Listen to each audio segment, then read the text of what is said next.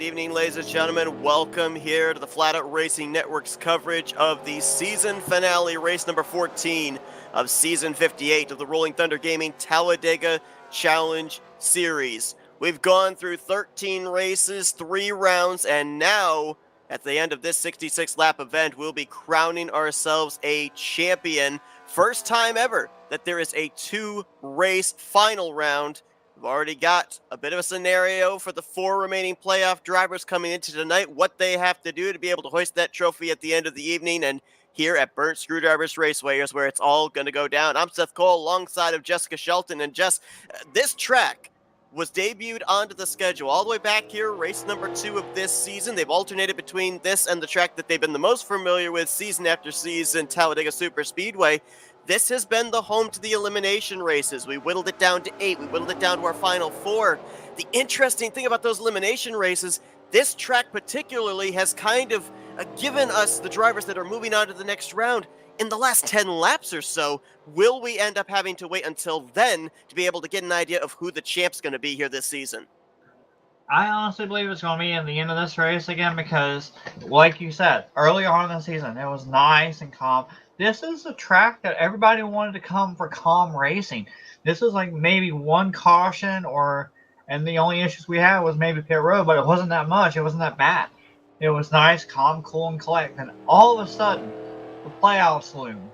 And then, while the playoffs loomed, and then we got into the rounds, it became a complete turn. I mean, it became pretty much like Dover, like Miles the Monster. It's going to get you. It definitely is, and in more ways than one. We have seen not only the action on the racetrack, but also pit road has played a huge factor, not only here in the playoffs, but also during the course of the season where drivers are trying to get that checkered flag to advance into the postseason. Now, normally we end up doing the interviews at the end of the race, but we're doing a little bit of a special thing here tonight. We're going to get inside the minds of the drivers before they take the green flag, specifically the 4 drivers coming into this championship battle. And we're going to see what their strategy is getting prepared for tonight's final race of season 58. We're going to kind of go from the bottom to the top of based of where they're ranked off of last week's first race of this round at Talladega. Let's kick it off with the driver that comes into this race looking for his first championship of his Tally Challenge career, the driver, the number 38, Rodney Sullins. Rodney, it's Justin Seth up here in the FRM booth. Have you got us? I sure do. All right, so it's got to be all offense here tonight. You're in the 4th seed. You're 10 points back, but a big field here tonight. A lot of opportunity to be able to make those points up. So what is the goal for this number 38 truck here tonight? Go hard, go fast. This is my 3rd time out of 7 full seasons to be in the Final 4, actually 5th. One year we had 5. But just going to drop the hammer and see what happens. You know, got nothing to lose, really. I can either finish 1st or 4th. Now, obviously, we've been to this racetrack during the course of the season. We've been here twice during the playoffs. So what have you learned about this specific racetrack that you can apply here tonight to maybe catch the other 3 championship competitors out?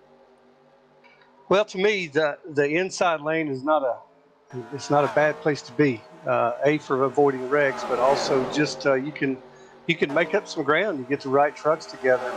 That inside line will go. The outside will too. But I kind of like the inside at times. Well, Rodney, obviously we are looking forward to seeing what happens here tonight. Best of luck to you. Congratulations making it to this point. Go get them. Hey, thank you. I appreciate the broadcast, everything y'all did FRN this year. And good luck to Brian, Joe, and Grant. Thanks. Rodney Sullins is going to be 10 points. He sounded like he was in a really good mood, ready to go on this. I think he's ready, isn't he? Yeah, he seemed like he's just having fun. Didn't sound nervous at all, and hey, maybe that's the attitude you've got to have. You can't be nervous in this kind of situation, or else you might end up making a mistake. Let's see if we can dial up the driver that comes into this race 3rd in points. He's the defending champion of this series, looking to be a back-to-back champ here in the Tally Challenge, Brian Schilling. Brian, Justin Seth up here in the FRM booth. You got us? Yeah, what's going on?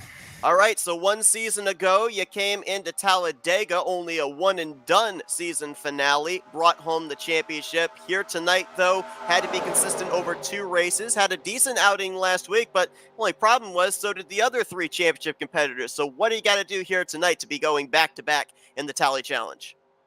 Win. Very short and sweet. So, where do you see that being that strategy will culminate? Is it on the racetrack with drafting partners, or do you think pit road is going to be your strong suit to be able to get up to the front, stay at the front?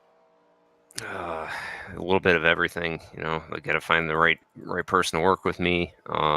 Unfortunately, the guys that I work with best are the ones I'm racing against. So, yeah, I'm just gonna have to just be kind of a lone wolf, lead as many laps as I can tonight, and just, like they say, winning fixes everything, but you still need a little luck to go your way.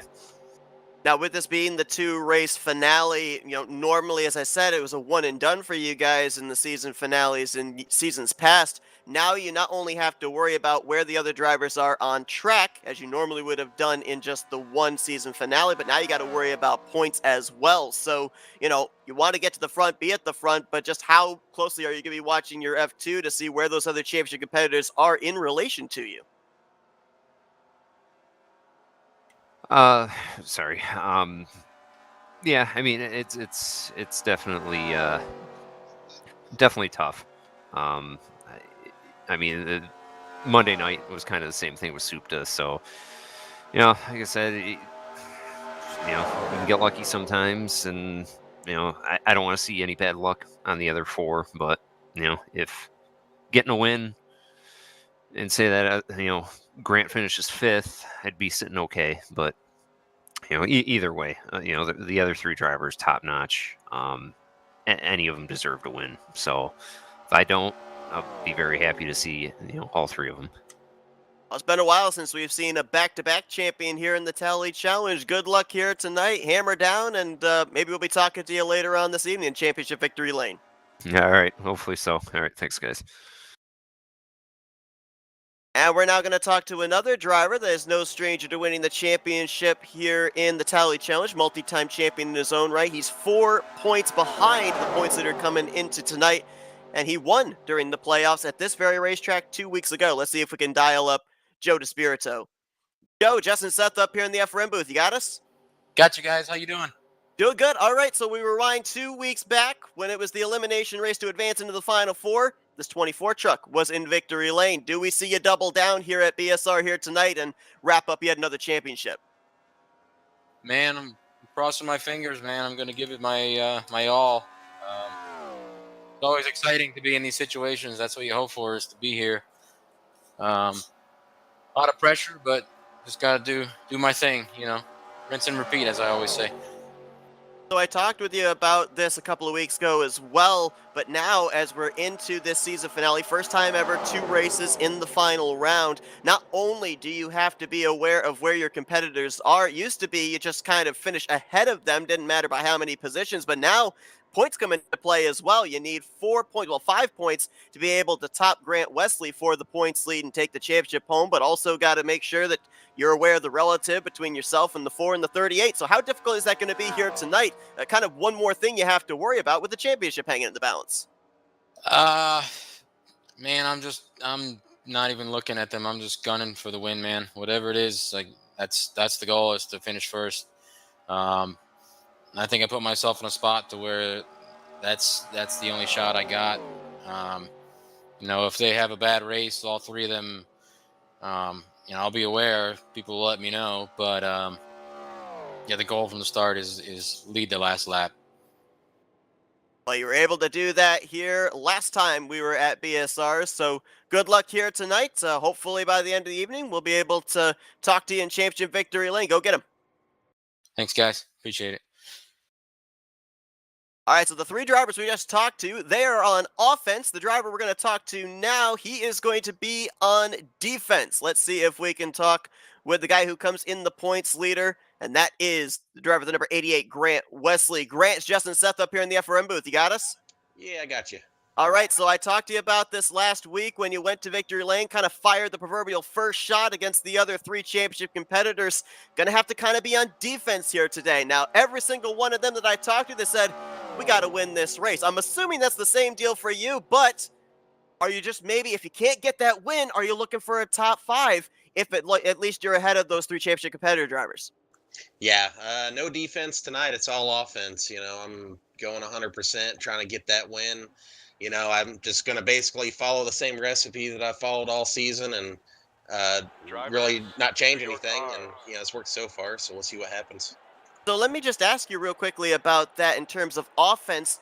Does your approach to maybe potential green flag pit stops, does that kind of draw you back just a little? Because we know that you're one of the most aggressive when it comes to pit road entry and pit road exit. We've seen you make up a lot of spots when pit road comes into play, but, the chance that maybe you overstep that mark just a mile per hour too much, maybe get a black flag, put yourself behind the 8 ball. Do you dial it back a little bit here if we get into long green flag runs and see around to green flag pit stops?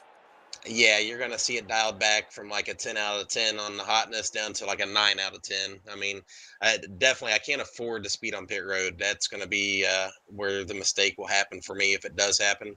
So, yeah, I'll dial back just a little bit. One thing that we know in super speedway racing is you got to have drafting partners. So how does the outlook look for you here tonight? You've been able to kind of recruit some people that can be willing to push you and keep you up there at the front. There's been no special provisions made for the chase or even this race alone. I got a lot of people that are a lot of good people that are good to work with that I usually work with. So I'll keep them in mind and try to find them on the track. Well, Grant, best of luck. Looking for your second championship in 3 seasons. You got that victory last week. Hopefully that'll be enough for you to be able to get maybe a victory tonight or at least a decent finish and close out the deal with that championship trophy. Good luck. All right, appreciate it. And that is the championship for drivers and their mentalities going into this race. I heard somebody lost 4th gear, so I'll comment on the interviews in a moment. But Seth, I do want to point out we got a first timer on the proverbial poll right now. I don't know if he's going to drop back or not, but Craig Hagley in the 32 machine will be on the poll. Bob Seminaro, our good old friend, he's going to be starting second. I'm not sure. Like I said, I don't know if he's going to. If the 32 machine is going to drop back or not. But Seminary flying gets a really good qualifying spot. We know he's been begging for it. So good job for whoever auto-queued this one, right? This is first start inside the top 5 all season, yeah, I think. First time inside the top 10, I think, all season. I believe it is. Wow. Bob Dixon rolls off 3rd. Brian Rawson 4th in the 21 machine. Mark Paglia will be in 5th. And Bernie Mobbs rolling off 6th. Cy Jones will be 7th. Kate Dorsey in 8th. Rodney Stallings, our championship hopeful here, he's going to roll off 9th. Jason Scheck in 10th. JT Mayhew, who had a really good win last night, so that was a really great race by him. He's going to roll off 11th. Terry Bombard in 12th. Jeff Crivello will be rolling off 13th with Andrew Miller at 14th. Next row down, Dave Melson in the 038 and Donnie Garrett in the 77 machine. Tim Knopsker and Josh Metallic make up the 9th row, while 10th row is Doug Hewlick and Jim Black. 21st will be Kelly Causey. 22nd, Ken Robertson in the 55. We got to go back to 23rd to get to the next playoff contender, Seth. Grant Wesley in the 88, rolling off 23rd. Wow. How about that one? That's a big gap. 24th will be Glenn Harris in the 8 Krispy Kreme machine. Brian Schilling, the next one, 25th, Seth, on that inside line. Not exactly something I'd be really looking forward to in the middle of this. 26th will be Keith Bynum in the 63, and Wiley Coate will be in the 5 machine, rolling off from the 27th position. Blackcaster, which obviously isn't going to race, but qualified 28. A former pole sitter this season. I know. Keep going, so keep going. Jeremy Keith Hughes will roll off 29th in the 82. Jeremy Jeffries in the 1 machine in the 30th. Nate Balzer in the 079. DMAR, a.k.a. Richard Johnson in the 43 machine. And then 33rd, Joe DeSpirito in the 24. Then yours truly, somehow, some way, I qualified and I didn't know it. 34th. 35th will be Tom Dixon, and shotgun of the field will be John Goffrey in the 7-11. So this is going to get kind of exciting. We got the playoff contenders mostly mid to back. You've got, like I said, Rodney starting 9th, and all the way back to the 23rd spot, you find Grant Wesley. All these playoff guys are mid to back. So the only one who's pretty much got a grin on their face has to be that machine of Rodney Stallings as we get ready to go green. The interesting thing here as well, you mentioned Joe DeSpirito starting so far back. Of the top 10 average starting position drivers statistic-wise, DeSpirito is the only one of the final four that is up there, had an average starting position of 11.5, but he's deep in the field here for this finale. As green flag in the air, Hagley up through the gears and immediately going to jump up there to that middle line with Bob Seminara. Now, the one thing we do have to bear in mind, Jess, is we've seen this all season long. Big name drivers off the random qualifying list starting deep in the field, but they've got some way of being able to control the draft, see the runs, and it only takes them 5, 6, 7 laps, and they're up here to the front. So while Wesley, DeSpirito, and Schilling are quite a ways deep in the field, I don't think it's going to take them very long before we're going to say their names up inside the top 10. I would have to agree with that, but I also want to point out if it takes them a while to actually crack that top 10, pit stops could hinder that progress with the people in front of them not having a good chance of figuring out, hey, this guy kind of lets off early, because these guys, they've been able to be up in the front at the end of these races and actually, progress as they have. So it's been a while since they've been in the mid to the back pack trying to pit. So if they can't make it up there, they got a long task and possible issues on pit road, so they got to really be careful as they come in and make sure they stay with the pack when they leave. And here's the thing, too. I said it takes them sometimes between 5 to 7 laps to get up to the front. There's no guarantee that in those first 4 laps or so that we're not going to have trouble take place up at the front of the field. So you got a lot of cars you may have to avoid us. Ooh, we got a problem already here. That was Bob Dixon, the 143, who was leading the inside line. He has blinked out. Don't know if he's going to blink back in or if he's falling out, but that is a sketchy situation right up here at the very front of the field where they're stacked up 3 wide, several rows deep.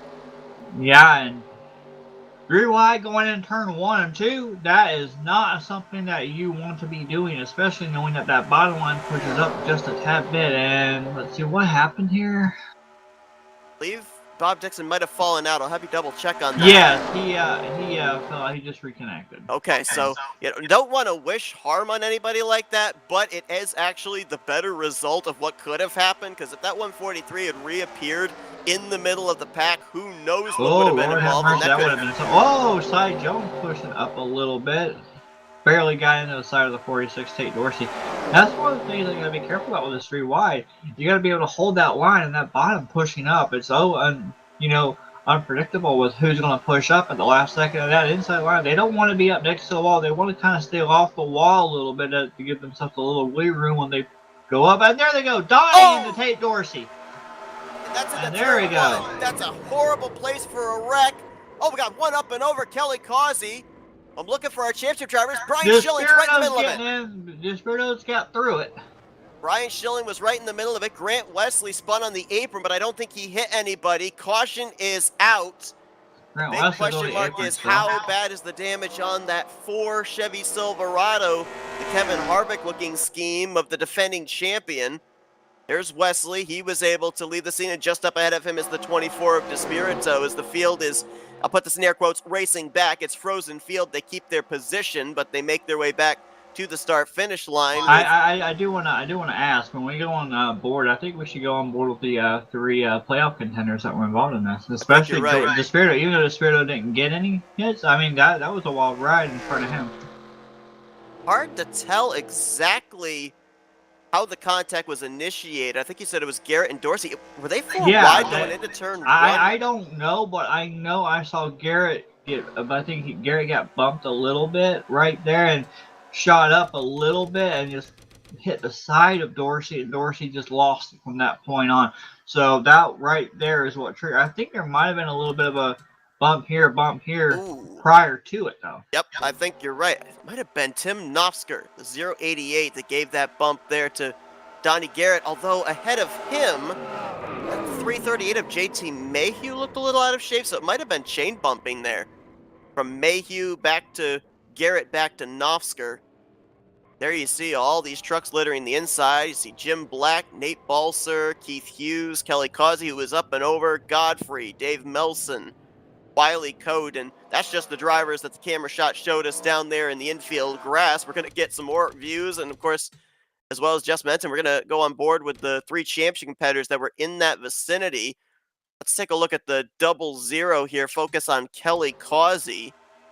The wild ride he takes. He was over top of a few trucks there. And it's, a hit from Wiley Coate. Sends him up onto the 21 of Brian Rosen. Harry Bombard there, Doug Hewlick, there's Jason Scheck, bottom of your screen. DeMar had back-end damage. I do want to point out, I think Grant's going to be okay. I was looking and he went really low. Ryan Schilling almost clipped him, but he didn't. And the left side just barely got on the grass with Grant, and that's what caused Grant to kind of like drift a little bit and spin. And then Crovello was on the brake. He barely hit the side of Grant Wesley on the passenger side. I think Grant's okay, though. I don't think it was a big hit. About to go on board with that number 88 Menards Toyota Tundra of Grant Wesley, looking ahead to the 56 of Jeff Crivello. It's only about 3 trucks behind where the contact was initiated. They got very lucky that that spin out took place up here past where the wreck had already taken place and not slid up into that wreck as it was culminating. Grabs a gear, gets down to the apron there to make sure he doesn't get run over, and able to make it back to the caution. There's Joe DeSpirito going around the outside, the driver that we're going to go on board with next. Started deep in the field, so got a pretty good view of everything that was happening up ahead of him. One of the things you really don't want to see. Especially with so much on the line, too, Seth. Exactly, and this early on in the race, too. I mean, you know, it might soothe a little bit to know that you were up there in the hunt, get involved in a late race wreck, but if you end up 5 laps into a championship battle having to DNF, then, you know, it's almost kind of the feeling of what did I even show up for? You saw with that 24, nice job of avoiding, but now here's the driver that we're going to have the big question mark of, Brian Schilling, who was right in the thick of this. Let's listen to the contact made, see if there's anything that stands out of possibly taking him out of this. Oh, that's a good hit with the right front. Tate Dorsey slides into the left front. No surprise with a wreck happening in the entrance of the corner. All 3 of the drivers we went on board with, they dove to the apron. Both Brian and Grant got their left sides in the grass, no grip, and both went spinning around. Jury's out on that 4 truck, though. Brian Schilling, just how that impact with the front end of the race car, both sides, is going to affect him for the remainder of this race. Absolutely. I just hope it's not that bad because there's still a lot of racing to go and a lot more excitement to come. So Right. I really hope that Schilling's okay. You just do not want to see a championship driver taken out in the early going, especially here not even 10 laps into this season finale, as Andrew Miller is going to stay out and lead a lap here in the 47. We mentioned the fact that 3 of the 4 championship drivers, all former champs in their own right. Brian Schilling, of course, the defending champion. Grant Wesley's championship was 2 seasons ago. It was season 54 when Joe DeSpirito won his last championship. Rodney Sullins in the 38, the only driver that hasn't won a championship, but this is his second appearance inside the championship 4. And, you know, when I think back to that season, it was 2 seasons ago. Rodney Sullins, in the closing stages of the race, it was a late race caution. You know, up here in the booth, we obviously don't have the exact numbers the drivers do, but we thought that more than likely they were going to be able to make it on fuel with that caution period.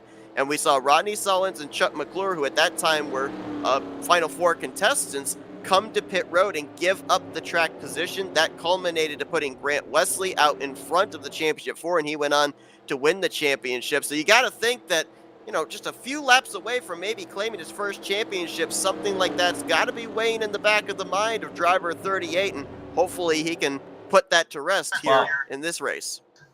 You were mentioning early on about the history of the guys who have been in the Final 4 and the playoffs and everything, and championship-wise.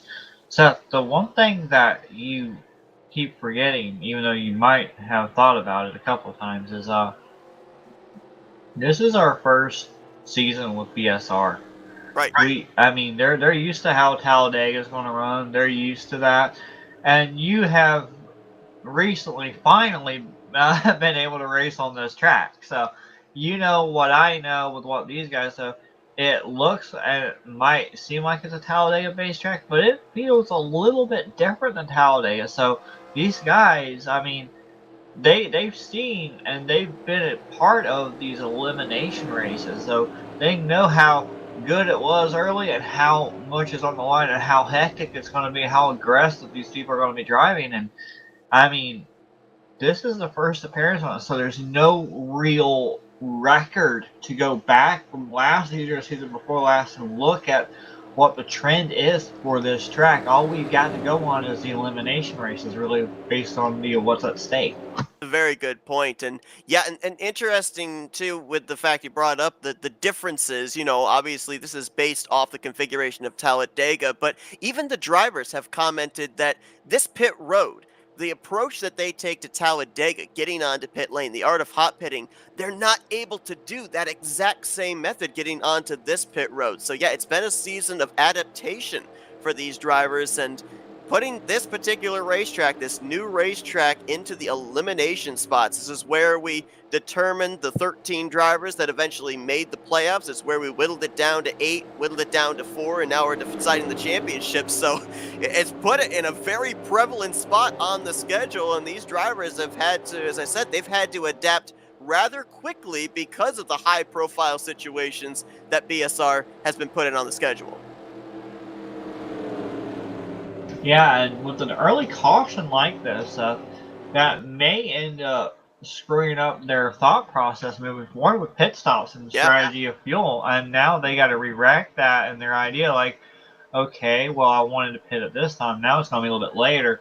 Now what do I do? How do I have, what do I got to do? What positions do I need to gain to feel comfortable? Where am I going to be at? They got to do a lot of moving and jostling around, and they only got about 15 laps before the next run for them to actually get in position to pit. Everyone was on pit road under this caution. Craig Hagley, by virtue of getting the pole, he had the number 1 pit stall and won the battle off of pit road, leads us back to green over Bob Seminara. Looks like 33 drivers still continuing on. Kelly Causey is the only driver that is out of the race. So a tough season finale there for Buckshot, not able to even advance past the first 10 laps here this evening. Joe just that's spin in the back. That's Jason Scheck in the 44. Richard Martin hard into the wall there as well.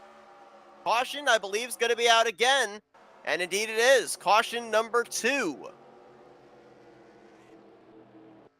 All I'm going to say was that was a little bit of a fortunate break for the 24 machine right there, because I was going to comment that off of turn 2, Joe started warping and flickering back and forth in front of Grant Wesley, who had just got in line behind him. And those two are championship contenders. And if the warp and lag is really bad, they would ask him to go to the back and have to do that. And then if there was a moment of warp in front of Grant, that would have taken not just Grant out, but also Joe at the same time. I mean, that right there was a break for the 24. Yeah, we've also seen drivers fall out in the early going. Bob Dixon ended up getting the free pass under that last caution. But, consider the fact that if the 24's warp gets bad enough and he falls out of the server and is not able to get a lap back if he ends up losing it, I mean, that's something you have to consider too. Obviously, something that's out of your control, but that's the last thing you want to do in have happen in a championship situation. As Craig Hagley led us back to the yellow, we'll go back and take a look and see what happened to Jason Scheck and Richard Martin. Taking this caution, Rodney Sullins, right now the highest of the playoff drivers, 4th. Despirito 11th, Grant Wesley 12th, and getting caught up in that first wreck, Brian Schilling, he is right now in 27th. I'm going back on that restart right with Schilling because something didn't seem right. I want to see if he's off pace. Like Richard Martin there, pushing up in that middle line, getting into Jason Scheck. This was something you and I were actually talking about before we came on the air when we were discussing the differences between Talladega and Burnt Screwdrivers Raceway. That push-up off of turn 2, whether you're on the inside or the middle line, is a lot more prevalent here than it is at Talladega. And I think that's why we saw the 43 go up as high as he did there off of turn 2. Yeah, I was practicing with some of these guys a little earlier, and we were just goofing off and just like doing the light little, "Hey, how you doing? Hey, I'm here. Hey, remember me?" Like little tapping here, just goofing around. And in front of me and beside me, there was a couple of times where some of the drivers I saw push up, and I mean, it was weird. Why? And there was a point where I was trying to figure out why the '86 machine of Jim Black wasn't holding that bottom. And now it's occurring to me that maybe some of these drivers just don't want to go down there because they know it's going to push them up so badly, and they're not comfortable running down there. So I mean, you only want to run where you're comfortable at. Second caution of the evening here, 10 laps in. Lap 11 just went on the board. We had a handful of drivers come down pit lane once again, some of them to maybe take and put on some Goodyears, but I think a majority of them came down to top off the fuel tank. So if the first caution didn't mess up the potential pit strategies, then I think this one did.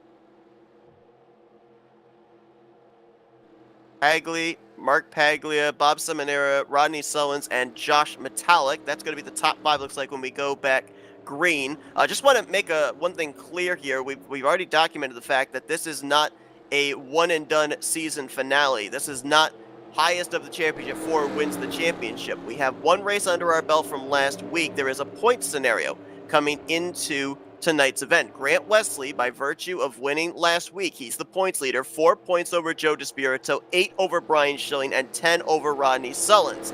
The win does not count towards locking up the championship for Grant. It's whoever accumulates the most points between last week and this week. So we're going to try and do our best here to manually try and do the calculations, give you an idea of who the championship leader is, but be sure to stay around for the end of this race. When the admins will go in, they will do the official calculations and we'll know who the actual champion is officially, because sometimes the math in the head does not always work out to exactly the way it should be. But looks like we've got some more drivers diving on a pit road. So while we're under this caution, we're going to take the opportunity to step aside and we're going to get a word from our sponsor here tonight, Ultimate Garage Floors.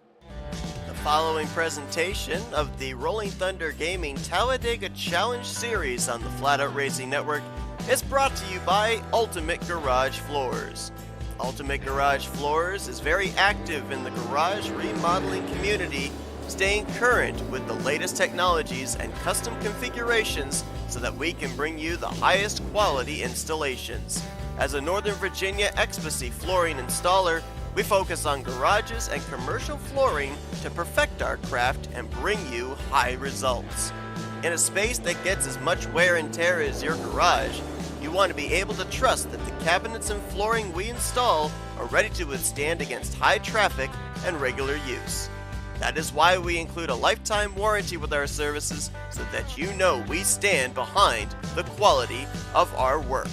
To get started with a free consultation, call us at 540-931-9006 or visit us on the web at ultimategaragefloorsva.net. That's ultimategaragefloorsva.net.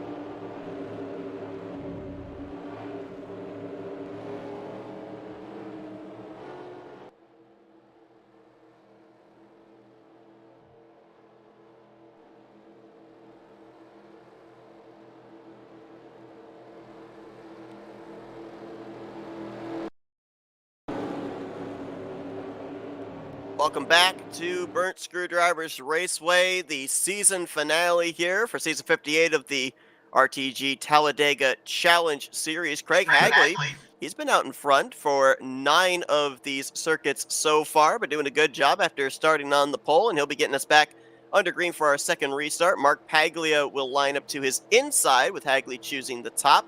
Bob Seminara, championship driver Rodney Sullins up here inside the top 5 with Josh Metallic. Our other 3 championship drivers are as follows: Joe DeSpirito in 9th, Brian Schilling in 14th, and Grant Wesley actually decided to come to pit road under this yellow, so he'll restart back in 17th, but they're all running and still on the lead lap at this point. Well, at this point, we also got to realize that, remember what we were saying? Some of these guys are no longer in the hunt for the playoff stuff. So they're just going out there to have fun and get a win, but they're also allies with other people. So that will play a factor probably in helping who's going to get the runs. So we also got to check out and keep an eye on the alliances that are going to be forming here. 4 championship drivers and about 29 X Wiley's factors in this back field. here.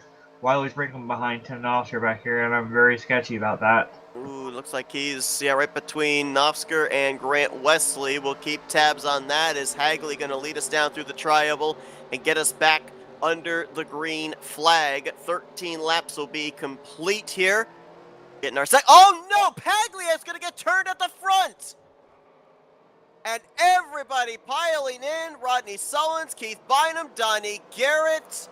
Joe got through it. I think Grant got through it. And I don't know. I think Schilling also got through that one. Did the 28 miss a shift? Or did he was it a preemptive bump? I don't know which it was. But the 28 of Paglia just suddenly snapped around hard into the wall. And I saw about 2 or 3 bits of contact made by the 38 of Rodney Sullins and all of that. Hold on. That was right up at the very front of the field.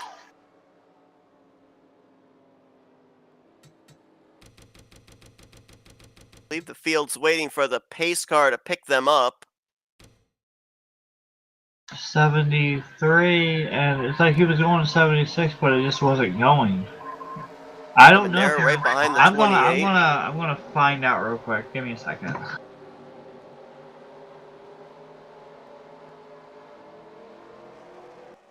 Ooh, boy, it's hard to tell there. Almost like maybe the 28 was trying to preempt when that green flag was going to come out.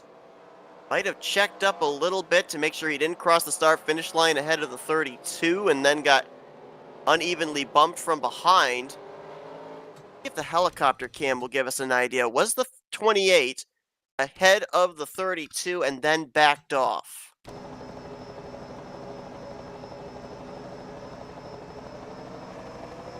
No, he was not. Hughes, Nate Balser. Brian Schilling sneaking through there. Mentioned, I saw Rodney Sullins. He got a couple of bits and pieces of this one. He was trapped up, boxed in on that outside line. I think he was actually the first one to make contact with the 28. Here's a look at it here. Right in his path. He gets the outside wall. We're getting, and then... I got a few feedbacks of unsure. They're not sure what happened with Paglia, because Paglia's engine was still going afterward. We're not sure if it was a gear issue, if he mistimed it or hesitated or what. We're still not sure. Caution came But out, he the did. field would have been frozen. He did go ahead and park it, so Paglia is off the track now. Everybody's going to have to figure out where they're all at. Field would have been frozen at the time of the yellow, and they had all crossed the start-finish line. Some of them sideways, some of them crawling across to avoid the wreck ahead of them. All right, so you looked up the replay while I was checking on the info for Paglia. How bad was it? I mean, I believe Grant got through it. I saw Joe get through it. What about Brian? I hope Brian got through it. The only driver I think of the Championship 4 that got involved was Rodney Sullins, and I don't think he got that bad of damage. He did make a little contact with the right front. but the contact between himself and the 28 and then the 23, I don't think it was enough to at least render engine damage. Don't know about aero damage. I think the good news for Rodney Sullins was it was just when they were getting up to speed, so it wasn't like a high-speed impact Bam. on any of them. Exactly, right? So it was like just minor bumps. I think that he might be okay. That might have been the saving grace. The problem for Rodney, though, was he was 4th for that restart, and now he is going to be all the way back. Last time scored in 16th, so while his truck is still in one piece, he is going to lose out on quite a bit of the track position he had prior, as now drivers are coming to pit road. Pits were closed the previous time. They'll be open this time for everyone to come down pit lane. And, ooh, 24 of Joe DeSpirito going to stay out. So the question is We have this a for wreck track on pit position, road, or is Seth. this for a bonus point? I don't know. It's a dark red machine that was kind of out of touch on the grass. That's all I could see. I saw someone go sideways. I don't know the name. I'm trying to get back to it. Maybe Ken Roberts? I don't think it was Ken. I'm trying to figure out what it was. Who was it?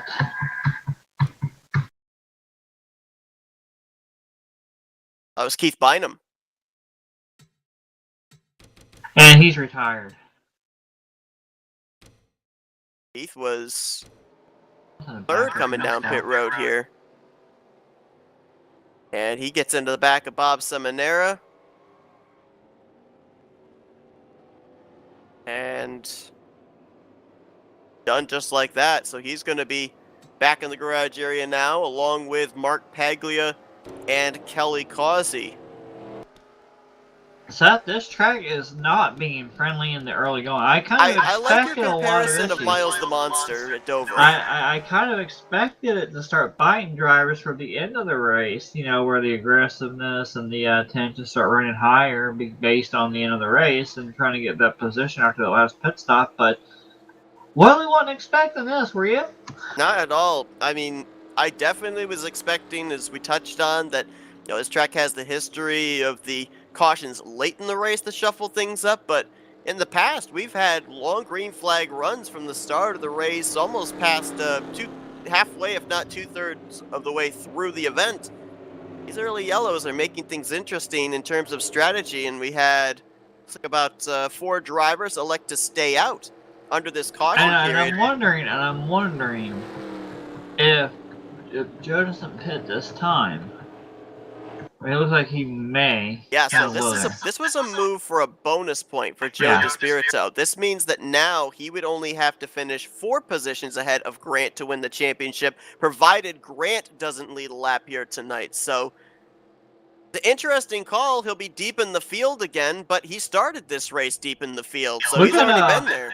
Look at the 712 with Seminara. He's really slow. I'm guessing that bump on pit road probably gave him a black flag, and they can't clear that, I'm guessing. I'm guessing the same thing, and I'm also wondering about the 32 of Craig Hagley. I saw him down on the apron letting drivers go by. I think that maybe the 2 drivers that came to pit road 1st and 2nd might have both gotten black flags here, and subsequently will start EOL in this restart lineup. What I was going to touch on is if Joe did not pit, I was worried if this is going to be like by design based on a lot of the issues coming. I mean, yeah, we had that one start up front with Paglia, but we've had a couple of cautions already with mid-pack early on, and I'm wondering if a lot of these drivers are realizing that and they're worried about possibly in mid to back of the pack and having that issue happen in front of them, because now that's got to start sinking in that, hey, there's an issue here, there's an issue here. We need to get to the front and stay up at the front. These 3 cautions have kind of been odd too, right? In what's caused them. The first caution was chain bumping into turn 1. We normally don't start talking about chain bumping till the second half of the race. Usually drivers kind of ride at the beginning. Usually in the chain bump, though, it's all before into the trioval that we usually see that, and or into turn 3. But that's toward the end of the race, though. Yeah, exactly. Normally drivers kind of give the space and or ride in the early going. Backstretch for the end of the race, really. I'm sorry. Yep. And then the second caution, that push up off of turn number 2, we've already documented about just how much more you feel it here than you do at Talladega. And then this latest one Still kind of trying to figure out what happened on that restart there with the 28 of Mark Paglia, but none of the cautions so far have really been something that you would normally expect to see in terms of what would cause a super speedway series wreck. So with that being said, and the fact that we've got still about, well, going to be 49 laps when we hit the line here, there's still plenty of time for something like that to happen. And you see this machine here in the third position. That's Grant Wesley. Yes, it is. And he's now sitting nice and pretty. He's got Crivello in front of him, and he's got the former Tally Challenge winner, Brandy Mobbs, who was outside. And he's got JT Mayhew, who picked up that win last night. He's got Donnie Garrett behind him. Crivello did not seem like he got a good start on that one. So JT Mayhew got a good jump and a good launch at that point, and Bernie wasn't even behind him. So kind of caught Crivello sleeping there. And that stack up on the inside line forced him 3 wide. Jeremy Jeffries caught out Donnie Garrett. Grant Wesley looked to take the race lead, but Crivello throws the block on him there in the 56. Got about 4 trucks on the bottom. Grant going to show the nose to the inside here on Crivello. Crivello not going to be able to block, and now Grant Wesley looking to counter that left-led bonus point that Joe DeSpirito got just moments ago. And I do want to point out, Joe DeSpirito is still behind Tom Dixon back here on his high side, way back here in the 26th position. So not much progress has been made. He's got to find some help and find it quick if he's going to be able to get back up there. Those wondering, Rodney Sullins did not come to pit lane a second time to repair damage. He just quickly came down. They topped off the fuel tank, and he restarted inside of the top 10. So I'm assuming that damage that we saw him, well, not necessarily damage, but the contact we saw him make there on that last restart was not enough for him to spend any extra time in his pit stall. Brian Schilling, right now, he is scored in the 16th spot. I was waiting for a scoring update. It showed him 29th, and I knew that wasn't right. So 16th there for Brian Schilling, and Joe DeSpirito, who played that strategy, got that left-led bonus point, but now deep in the field in 27th place in the 24. So they're all spread out right now, are the championship 4, but it's Grant Wesley out in front, showing the way here, looking for what would be, I think it's his second win at this racetrack here this season, the only 3-time winner here in season 58. And now comes the issue of what we were talking about prior, the quote-unquote chain bump effect, because you got these drivers on the bottom running single file, you got these drivers drafted on the high side, and they're trying to stay in line, trying to keep each other drafted and pushing and all that stuff, but there comes points and times, even where I'm kind of concerned, where it's like, you need to let off a little bit more. You need to let off a little bit more before we get to the end of it. You could stay on me a little bit longer, you know, get back up to me a little bit quicker, but some of these people are kind of cautious, some people are kind of aggressive, and you kind of get a little bit nervous when people do that, and then it causes a shred of hesitation in your own part. Like the 21 of Brian Rawson, he's fallen a lap down, so he'd be in the lucky dog spot should we get another yellow. 31 drivers currently running, 30 of them on the lead lap. Want to take an opportunity to thank Rodney Sullins.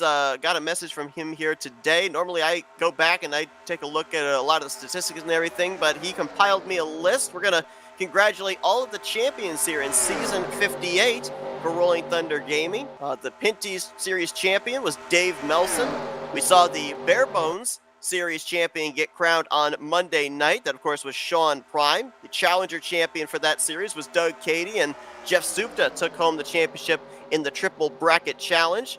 On Tuesday nights, the Super Speedway Series, it was Rodney Sullins winning the championship there, so trying to be a 2-time champ here in season 58 as driver 38. And then Wednesday night, of course, last night, we saw Jeff Supta wrap up the championship in the Aero 88 Series. Doug Cady won the Challenger Series, and Supta also won the Eliminator Series. So congratulations to all the champions so far here in season 58, but we've still got one more to crown here tonight. And speaking of that 38, Jess, he's got that inside line going with Crivello and Keith Hughes trying to get up here to the 88 of Grant Wesley. Yeah, they sure do. I'm actually in the back here with Brian Schilling and Joe DeSpirito. DeSpirito's making a little bit of progress. Schilling is still side by side with Doug Kulik right now, looking to go 3 wide on Wiley Code here in the tri-oval. We have a lot of people tuned into our broadcast here tonight, of course, with a championship on the line. Why wouldn't you be? But let us know in the comments who you're rooting for. Are you on Team Wesley, Team Sullins, Team Despirito, or Team Schilling? As right Team now, Watkins. or Team. He's not running though. He's an option, but he's not running in this. Why are you putting Matt down? I'm sure Matt's not going to be pretty happy about that later. Yeah, he probably won't. Incognito Motorsports is going to fold up now. I know. See, it seems like, okay, I don't understand what in the world is going on. Schilling went in the middle, and then he just lost the draft in front of him and just fell like a rock. And now it's got Joe Despirito past him already. Joe's now running at the line in the 19th position. So Schilling's fading back based on being put 3 wide a little earlier. Spirito running where he is now in the 19th position, but right now it's basically all Grant. I mean, we know that when Grant's up front, it's hard to knock that 88 machine off, but we have seen it happen before. So, I mean, the only question is, with Grant leading, is he gonna... Oh, caution's out, Seth. Debris caution, I'm hearing over comms. Debris yellow brings out the caution for the 4th time here tonight. Why in the world does James Shelley have to affect every race? Hopefully we can find the fan up in the stands that threw the hot dog wrapper down the track. No, it's a blame Shelley thing, remember? So blame Shelley insurance. So we're blaming Shelley. That's what I was saying. It's always Shelley. Something always happens in a race that we gotta blame Shelley. Do we have an insurance policy form that we can fill out right now, or no? We have to print one out. No, we'll just give it to whoever wins the championship. I'm sure they'll have plenty of virtual currency. That'll be the trophy. That'll be the check. They'll get a trophy and something that looks like a check, but it's an insurance policy. Well, Grant wants to let him back, obviously. I mean, going through this field here, Seth, it seems like I think Brian Schilling's just fine with his machine. I just think the only issue would be, he didn't have any draft based on that, because we've talked about that. When you're the last car in line and you're kind of away from the guy in front of you, you can't suck up, and you got no one behind you. You're just going to drop. It doesn't matter if you're on the bottom, middle, or the high side. You just drop. You're a goner at that point. It's interesting because you brought that up and we dropped back to look at Brian Shaw, and I think you're right. I think he is fine, but I was a little bit concerned when you were talking about the fact that he was kind of tapering off of the drivers ahead of him, because we know that if you end up making impact with the front end of your car, or in this case truck, you can get that aero damage where it will not allow you to suck up to the back bumper of the truck in front of you unless you have a drafting partner behind you. And I was a little concerned of maybe that might be something Schilling was dealing with, but just prior to that caution coming out, we saw him get a big run on the inside of turn 3, right up to the back bumper of the truck in front of him. So I think the Ford truck is going to be just fine, as I believe really all 4 of our championship competitors, they've kind of had to go through the fire and the flames in the early going, but I think they're all still up to speed at this point in time. And look at this. All right, so we had Joe Despirito. He stayed out under a caution period to lead a lap. Grant Wesley fought his way to the front under green flag condition to lead a lap. Brian Schilling says, all right, you guys going to get that lap lead bonus point. I'm going to do the same thing. He's going to stay out here and get this lap lead under caution. So Rodney Sullins, who is the 4th driver of the championship, 10 points back, you have to assume at some point here, he's either going to fight and claw his way up to the front under green flag conditions, or maybe play the same strategy and counter the bonus point that the other 75% of the championship drivers have racked up. And if I'm not mistaken, if he's still running, the 21 machine will be the recipient of the free pass, huh? Yes, Brian Ronson. Let's check and see if he is still running. My scoring says that he is. There he is. Yep, the Folgers Ford F-Series. So, yep, he'll be back on the lead lap here, which will have us with 31 remaining drivers all running on the same lap as the current race leader, Brian Schilling. Just joined us. We're working our 4th caution of the night. 3 drivers back in the garage area: Keith Bynum, Mark Paglia, and Kelly Causey. With these early cautions here, Jess, we were talking about this during the commercial break. And we've mentioned this during the course of the other two finales we broadcasted this week on Monday and Wednesday night. Yes, you've got those handful of drivers that are battling for the championship, but there's a bunch of drivers as well. They're not in that championship hunt. They're just trying to end out the season with a checkered flag. So they're going to ramp up their aggression level probably a lot higher here tonight than they would have back during the portion of the regular season where they were trying to either consistently point their way in or win their way into the playoffs. That's something that these 4 championship drivers have to be aware of. And we even talked with some of these guys that were in the hunt, eventually in the Final 4, that were playoff drivers going up against non-playoff drivers at the end of the race, realizing, this guy has nothing to lose. I got everything to lose right now. I got to be careful on how aggressive I race them because I know they're not going to cut me any breaks. Same can be said here tonight in the closing stages of this one. I mean, as long as they get their F2 up and they see where their closest competitor is, I think they should be okay. But like we said, Grant Wesley, with that win last week, they're going to be looking to be 3 or 4 positions ahead of Grant in order to actually clinch anything. And that's going to weigh heavily on their mind toward the end of this race as well. But you were talking about the aggressiveness of some of these drivers, Seth, right? They don't got nothing to lose. But I do want to point out something I've been pointing out all week to you. They're going to be aggressive, especially if they don't get a win, because what's next week? That's right. Got that all-star race coming up next week. Not only the Speedway style all-star race, but the Super Speedway style, which is a driver here tonight, an opportunity to lock themselves automatically into that said all-star race. So, yeah, great point there. Now, one thing that I was just noticing here, this latest caution came out on lap 24. By our calculations of knowing what the fuel window is, I've got these drivers somewhere in the vicinity of 2 to 3 laps short of making it to the finish on one more stop. Why do you do this? I can't help it, you gotta be prepared for all situations. Okay, so I've been getting, so you and me, just you and me only, okay? On a one-on-one basis, that's not talking about R2 drivers at all, period, okay? Nothing regarding these guys at all. You and me, you technically, most of the time, rely on me during our little online races or our fun little exhibition races that we have, here and there, to give you an idea about where I'm running, if we got no RPG guys in the field or anything.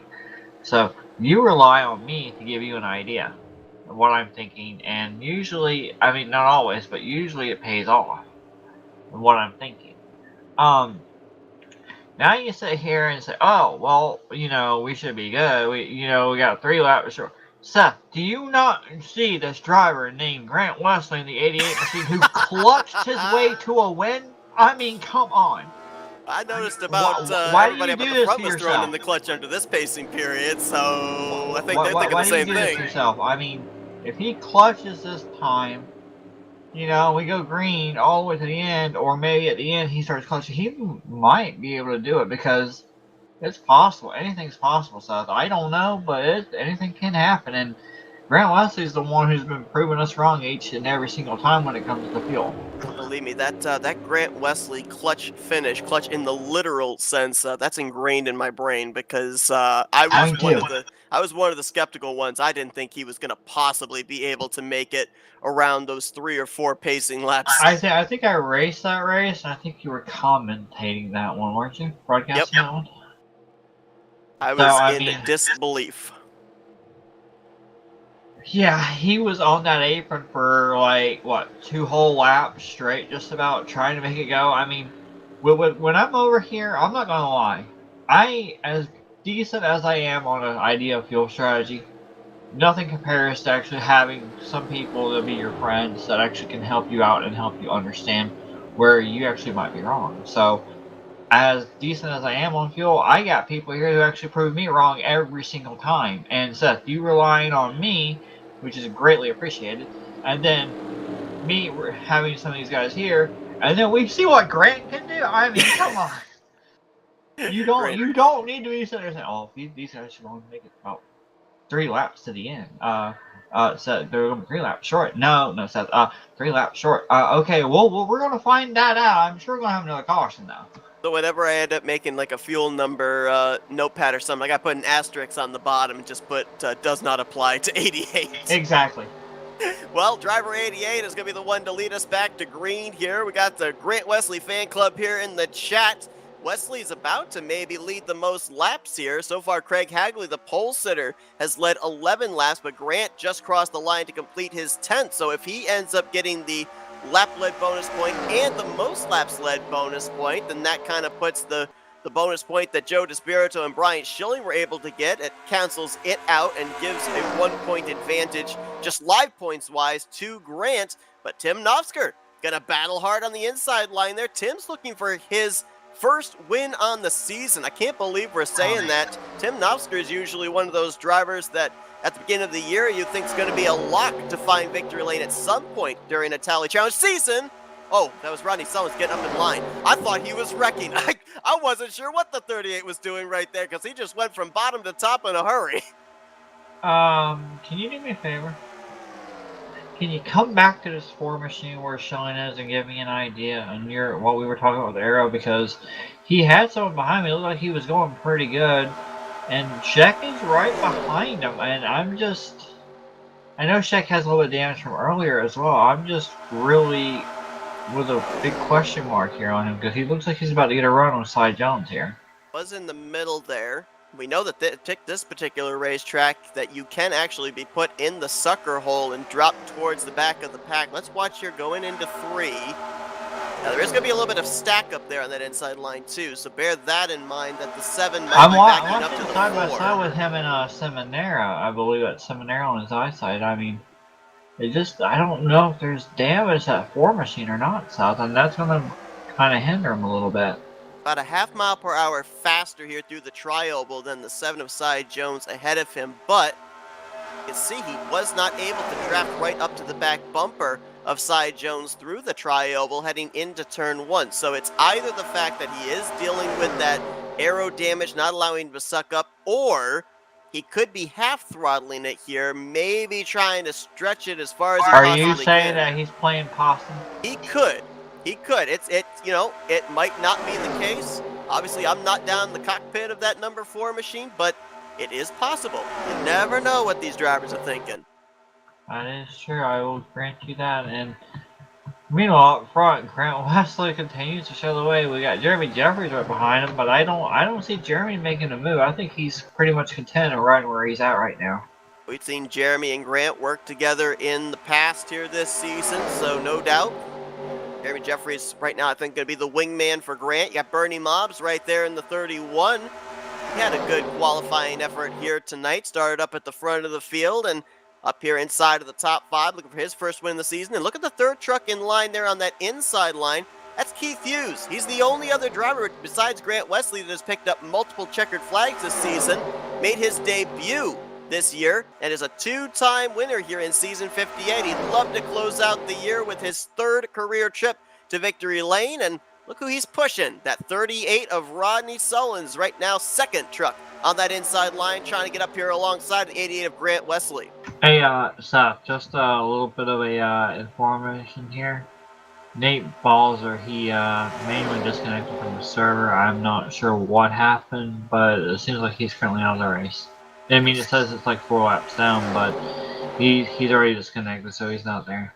Our scoring will not show him as a DNF, but it will have him lose a lap every time these drivers go around, so we will add him to the DNF list along with Keith Bynum, Mark Paglia, and Kelly Causey. Tough break there for Nate Balzer, a former winner here in the Tally Challenge. Yeah, he's won a very exciting race too. Remember that when he won, that was exciting as heck. That was last year's season opener, if I recall correctly. It's been a tough season 58, though, for driver 079. And we got 3 wide, several rows deep here, and we got some of these championship guys in the mix too. We got Joe DeSpirito in the middle of this, and I'm not really sure I'd like to be in the middle of the 3 wide going on at the same time, but it just seems like the high side doesn't have the numbers with it, so. But at this point in time, and Joe goes right up right when I say that too. Yes, he does. I mean, if it was you, what would you be trying to do at this point, Seth? Bottom, middle, high side, go where it's going, or knowing that that middle line is going to come back at the very end, and the high side is going to kind of like split up a little bit. If you get the run, we've seen that happen so many times that the high side will get it, then just fall apart. Oh, wherever the momentum is where I'm going, because we heard it here tonight from the drivers like Schilling and DeSpirito and Sullins, and that was, we're of the mentality of win or bust. We know that's what we're going to have to do to be able to topple Grant Wesley from the points lead. You got Sullins up here, second on the inside line. Grant leading the middle line. Joe DeSpirito, he couldn't just sit there and ride in that middle line. He has to make something happen to try and get up here with these drivers. Bear in mind, again, it's not a win or finish highest position situation for these drivers now. Sullins, yes, he's alongside of Grant Wesley, but this pass for second place, all that does is chisel away the 10-point lead that Grant had over Rodney down to 9. That doesn't put Rodney into the championship position. Absolutely, and getting back to an idea here, Joe DeSpirito, if he passes Grant, in your opinion, would you want to stay on that high side and ride that momentum, or would you want to quickly come back to that middle line and get in front of Grant? Boy, that's a good question, and the tough part about that is it would really depend on how many trucks are in each respective line. If you've got 5, 6, 7 trucks still up in that outside line, I think you'd want to stay up there. We're seeing that middle line kind of dissipate. There's only about, there were only 4. And we got a couple of drivers who just slotted right in front of Grant. So yeah. Grant going to the bottom now to make something happen. Go where they ain't for driver 88. He'll pull down in front of Keith Hughes as Donnie Garrett, Rodney Sullins switch from the bottom up to the middle line, and DeSpirito still moving. Ooh, man, Bernie Mobbs. That was a slick move up in front of the 24 to keep that momentum going. Rodney's now stuck in the middle. Garrett jumps to the bottom. Here comes Jeremy Jeffries. I'm sorry, I thought that was Bernie Mobbs getting in front of DeSpirito. That was the one truck that got up in front of the 24. Whoa, he almost led that lap to Jeremy Jeffries. You see Keith Hughes, he was thinking about forcing himself between Rodney and Joe, and then got right there, then decided to go right back to the bottom. Kind of getting a little bit aggressive. I mean, they're looking for positions in lap 37, going to be 38, so we got to be thinking about the next round of pit stops now. Yeah, we do. They went back green on lap 26, so we're looking roughly about the next 8 to 10 laps, I would say, before they'd have to start thinking about coming to pit road. And we've yet to see pit road really come into play yet, as it has so many times here this season in green flag pit stops, so it might be waiting till the very end on that potential money stop. How about the 7-Eleven?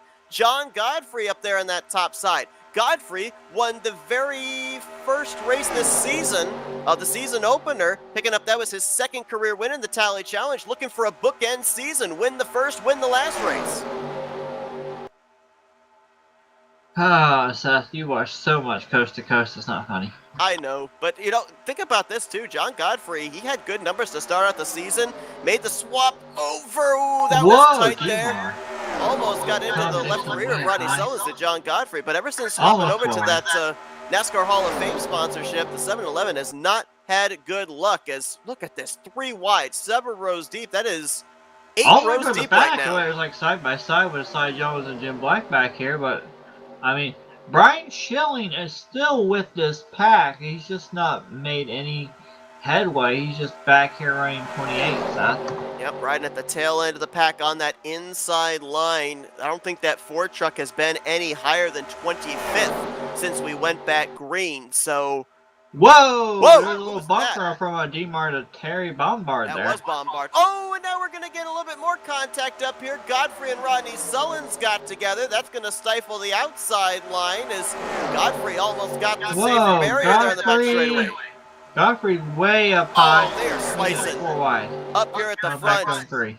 Donnie Garrett went to throw a block on Wesley, then dove back to the bottom. I mean, these guys are racing like it's the last lap. Should we send a memo down that we just crossed halfway? Are we at the point of aggressiveness now, or do we need to wait a little bit longer? I mean, I don't know what you want to call this right now. Well, could this be the point of the race that we dubbed the setting up for that green flag pit stop? Drivers talk about getting that extra 2 or 3 positions on the track. Well, the problem is, normally when we set up for a green flag pit stop, we usually have about between 6 to 5 laps to go before we pit, before we start trying to force ourselves on that bottom, to run that bottom. They've been 3 wide laps prior to even getting there. So, I mean, at this point in time, it's all about taking what you can get, because you see it, Seth. It's 3 wide, 3 wide, 3 wide, all the rows back here. So it's going to be really sketchy what these guys want to come down pit road. So I'm pretty sure pit road is going to see a lot of action. Look at some of these names that have now made their first appearance inside the top 10. Josh Metallic in the 39, former champion in his own right. He's the third truck in that outside line. And on that inside line, I noticed that the Krispy Kreme Chevy number 8 of Glenn Harris, he's now up here inside of the top 10. To my recollection, I do not believe that Glenn Harris has a victory here in the Tally Challenge. So we've had a couple of drivers this season, Keith Hughes and Doug Hewlett, get their first career wins in this series. Maybe Glenn Harris could be the third to close out the season. Speaking of Krispy Kreme, now would be a good idea to sit there and say, we want to give a moment to say, hope to see Dante back soon, because you know, he's got that work and everything. But it was good to see Dante racing last night and being part of it. We don't get to see him as much as we used to, so it was good to see him back on live on FRN for a little bit, Seth. Saw Dante pick up a checkered flag here in this series this season a few weeks ago. One of, I believe... Whoa! Nofsker! Grant throwing a block there on Nofsker. They might have made a little contact there, did the 88 and the 088, and... That's why, because that 24 machine is saying hello. That's right. Joe DeSpirito going to try and move on by Grant Wesley. Remember, for Joe DeSpirito, he needs to now finish based off of Grant Wesley leading 17, race-high 17 laps. Joe DeSpirito needs to finish 6 positions ahead of Grant Wesley here tonight to be able to lock up that championship. And side by side for second place is not going to do it. Recalculating. Turn right now. Ooh, just saw the 5. Wiley Code, he's been dealing with some connection problems all night long, and he was warping there through the center of 1 and 2. But how about the main story that we haven't really talked about, Seth?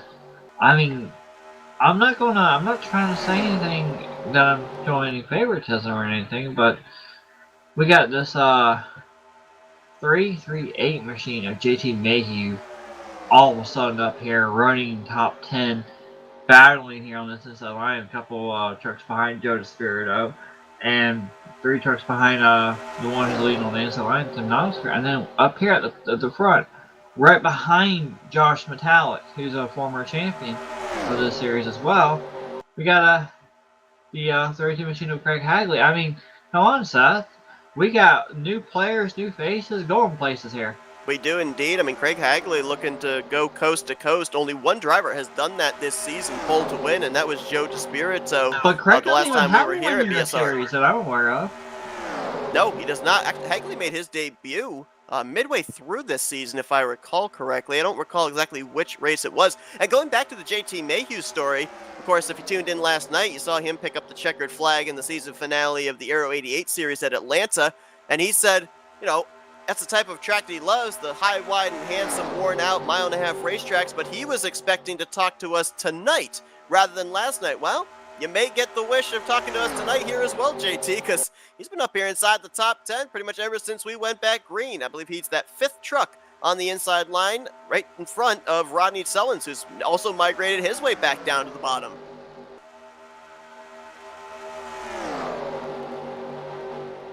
Or Brian Schilling, Jess, I just checked. He's up to 18th, starting to make some forward progress.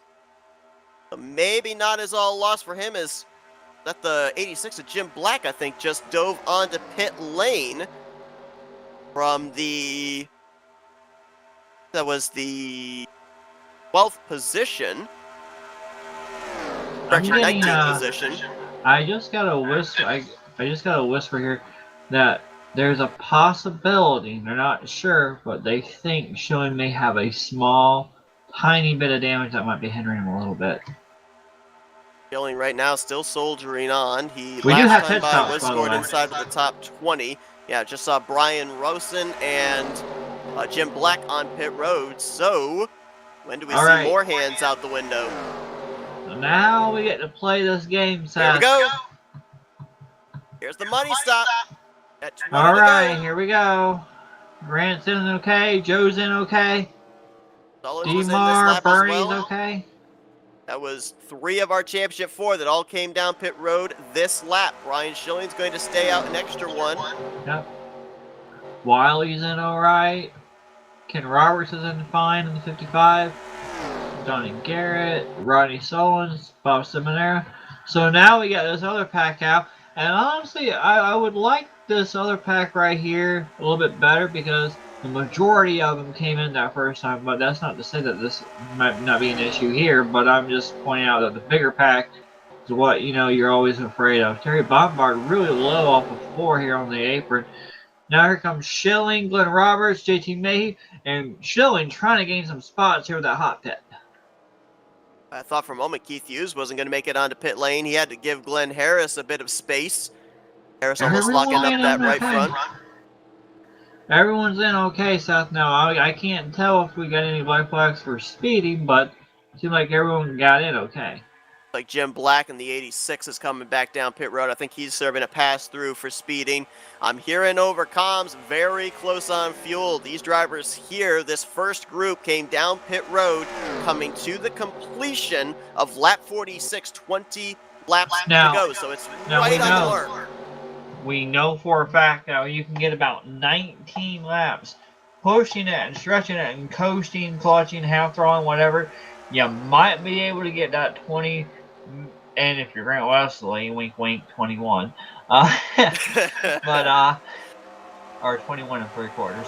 But anyway, with that being said, Andrew Miller, I'm not sure if Andrew Miller merged too early on that one or not. Oh yeah, that's right. They got to merge early in this one, not nonetheless, Seth. I'm sorry. Yep, off turn 1. But I'm just used to them being off turn 2. I don't know why. But anyway, getting back to what I was mentioning here. You do 20 laps from 46, 47 laps. That's going to be right there at the mark. Plus CTS with that fall off and being in draft.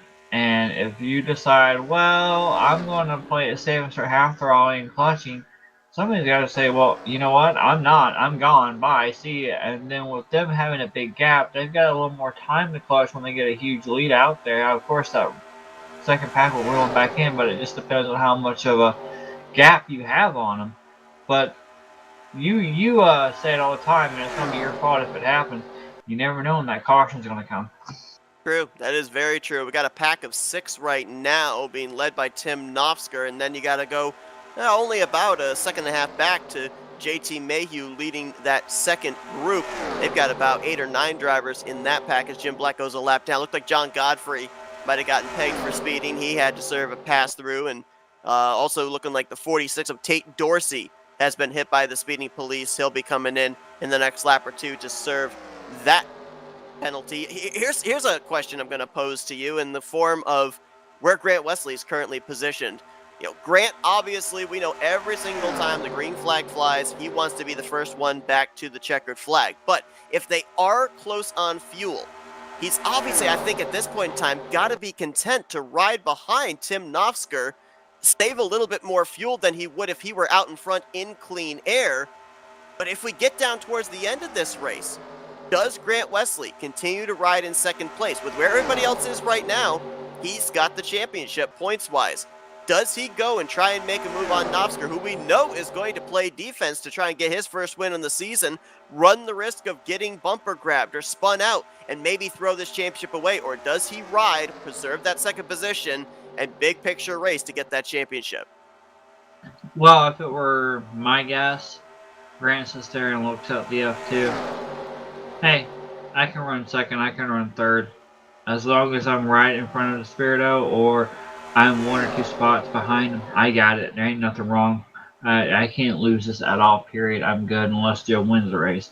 Joe, at this point, he's got to think about any way, shape, or form just to win. I mean, like he said, he wants to win. That's the only thing he's thinking about is winning this race. But at the same time, he's got a big picture race as well with the idea of where Grant is. And at this point in time, he sees Grant in front of him. He's got to do everything he can just to get in front of him and gain more. But it doesn't seem like that's going to happen with the way Grant wants to run tonight. That's the tough thing for Joe. Look at her Schilling. Yes, indeed. Actually, all four of our championship competitors are up in this lead pack again. Schilling and Rodney Sullins were in the second group, and they were able to reel in the first group. So all four of them, last time by, were scored inside of the top 15. The tough thing, if you're Joe DeSpirito, Brian Schilling, and Rodney Sullins, though, is the positioning of that 88. Because for Joe DeSpirito, you got to finish 6 positions ahead of Grant Wesley. For Brian Schilling, you got to finish 9 positions ahead. And for Rodney Sullins, you got to finish 11 positions ahead. If Grant's running in second, you can bypass him and get to the race lead, but there's nowhere further to go. There's no other positions, no other points for you to be able to gain on the 88 truck. So as things stand right now, Joe DeSpirito, Brian Schilling, Rodney Sullins, they have to hope that maybe something mechanical happens to Grant, maybe something happens here between Grant and the 088, or maybe try and shuffle that 88 out of line and have him drop to the tail end of the pack. That's the only shot they've got right now of gaining any more points on Grant with where he's currently slotted. And suddenly we got ourselves a pack of upwards of 23 trucks. Pack number 3 just reeled in pack number 2, which reeled in pack number 1. You've got Novsker all the way back to Jason Scheck in this lead group now. And with it being as close as it is on fuel, we'll see if any of these drivers that were the latter group to come to pit road, if they're going to force the issue. I'm hearing over comms, Jess, most of these drivers that came to pit road of the first group, they're 80% throttle right now, so they are not forcing it just yet.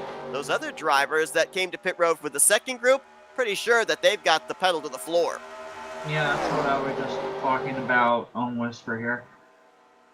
With them doing that, the first group, with them being this close, they're going to have to really be careful and stretch it. But at the same time, you got these guys up at the front like Tim and Grant. You see Grant making a move on Tim now. I think it's because Joe was there and he wanted to get in front of Joe and make sure that Joe doesn't lead much of anymore if that's possible.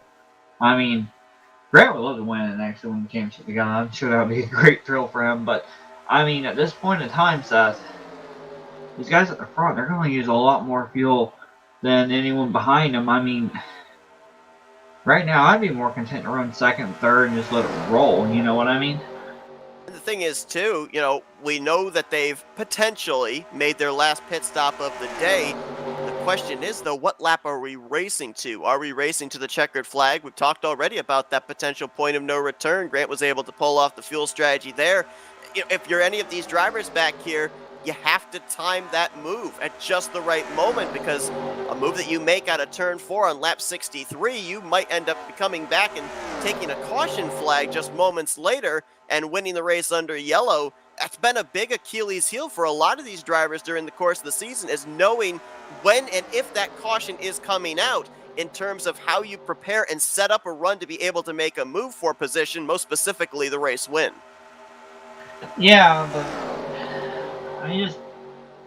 I'm thinking about if you were to.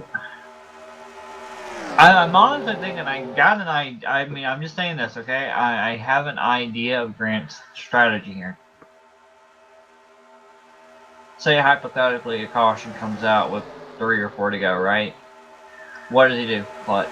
Right. He would be able to actually make it to the end. Might be wrong for Venus, but he would actually be able to make it by clutching.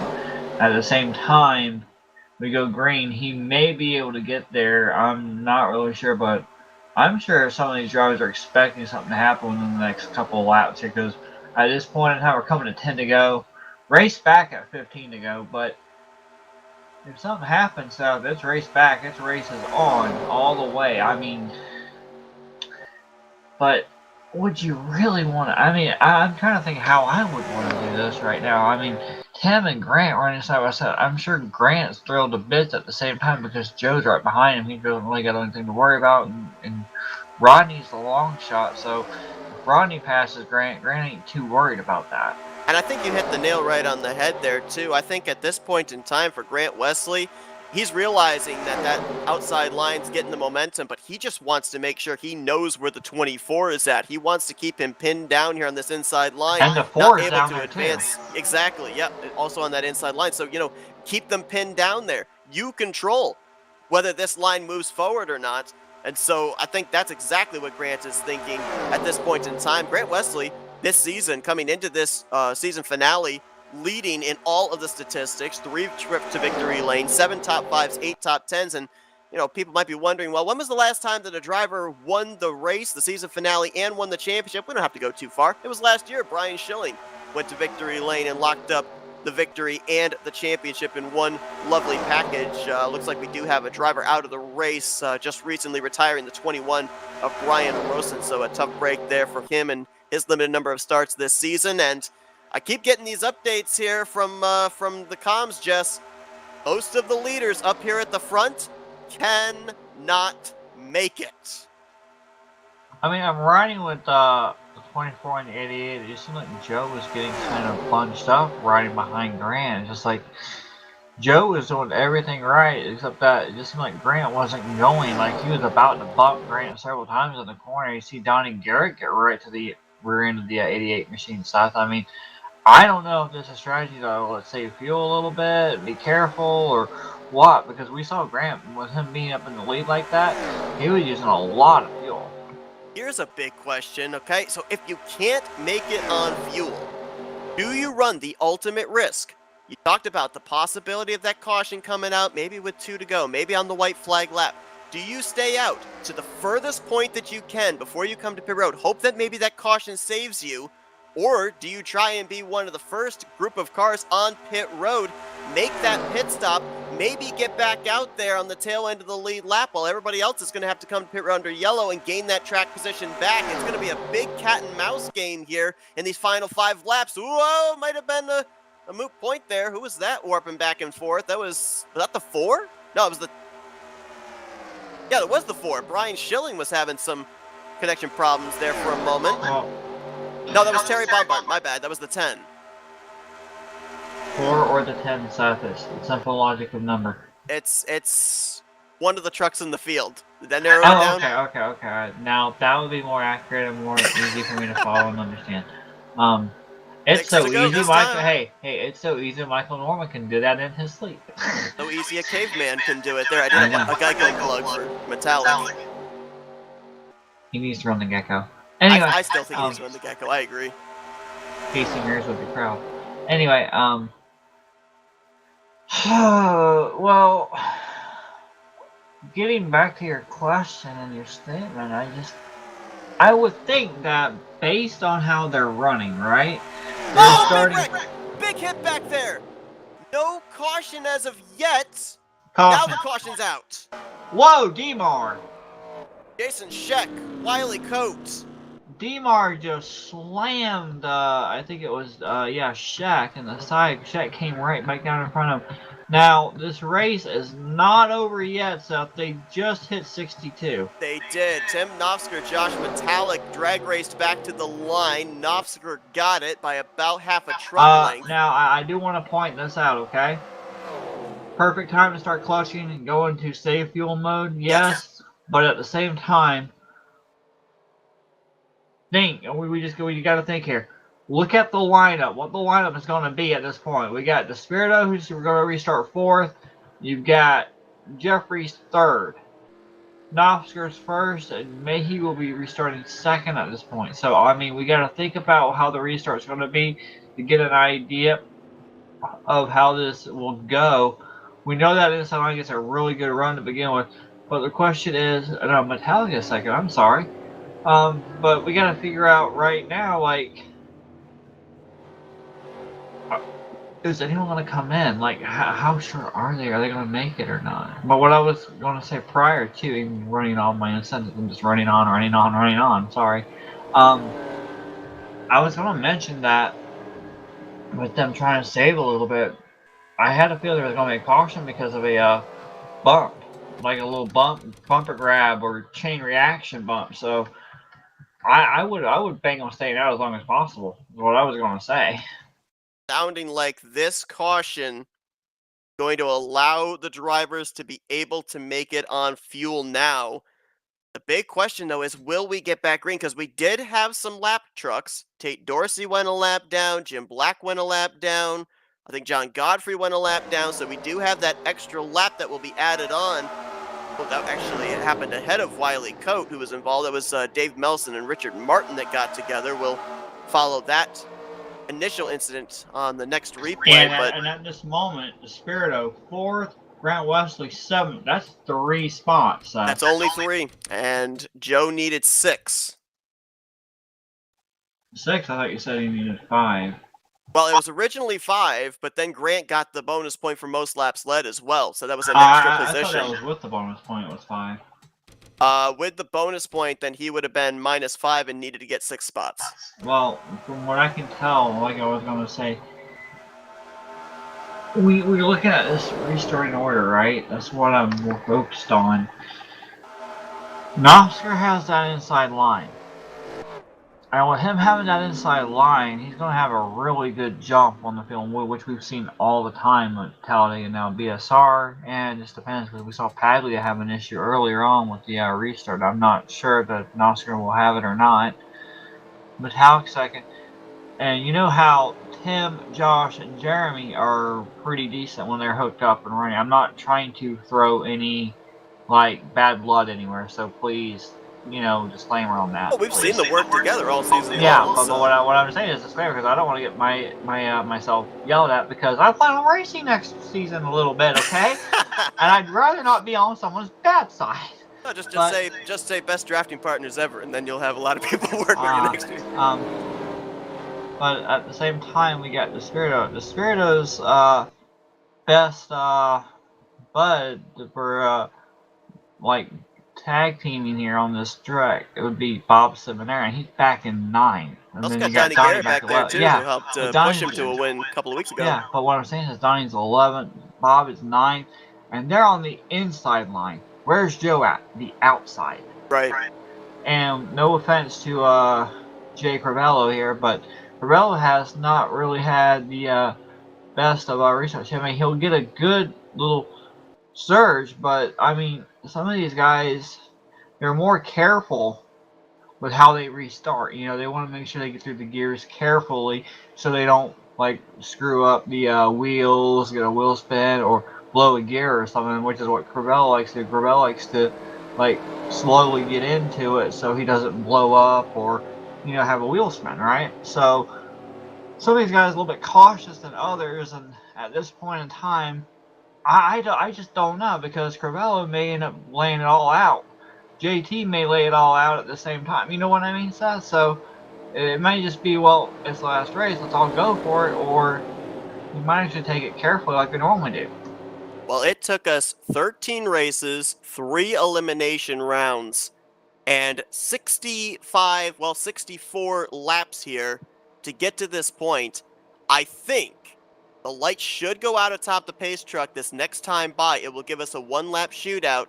And the latest word that I heard, the race leader, Tim Nosker, is at this point still not good to make it. He was heavy clutching here, under pacing. Wait. Okay, wait. The last time we had that was the opener, wasn't it? In Godfrey one, or was that the second race? Second race with Hewlett. Was that the, no, I thought that was when Godfrey went on the outside and went around. Oh, for when they ran out of fuel? Yeah, and everyone wrecked right there, that was and Godfrey. barely got it. That was Hewlett that ran out of fuel off of turn 4. He would go on to win the following week, but yeah, that was Godfrey. Yeah, and you know they were running out off of 4, they were running out from 4 to the trial, they ran out the trial, they ran out coming to the line. We might see some deja vu here tonight.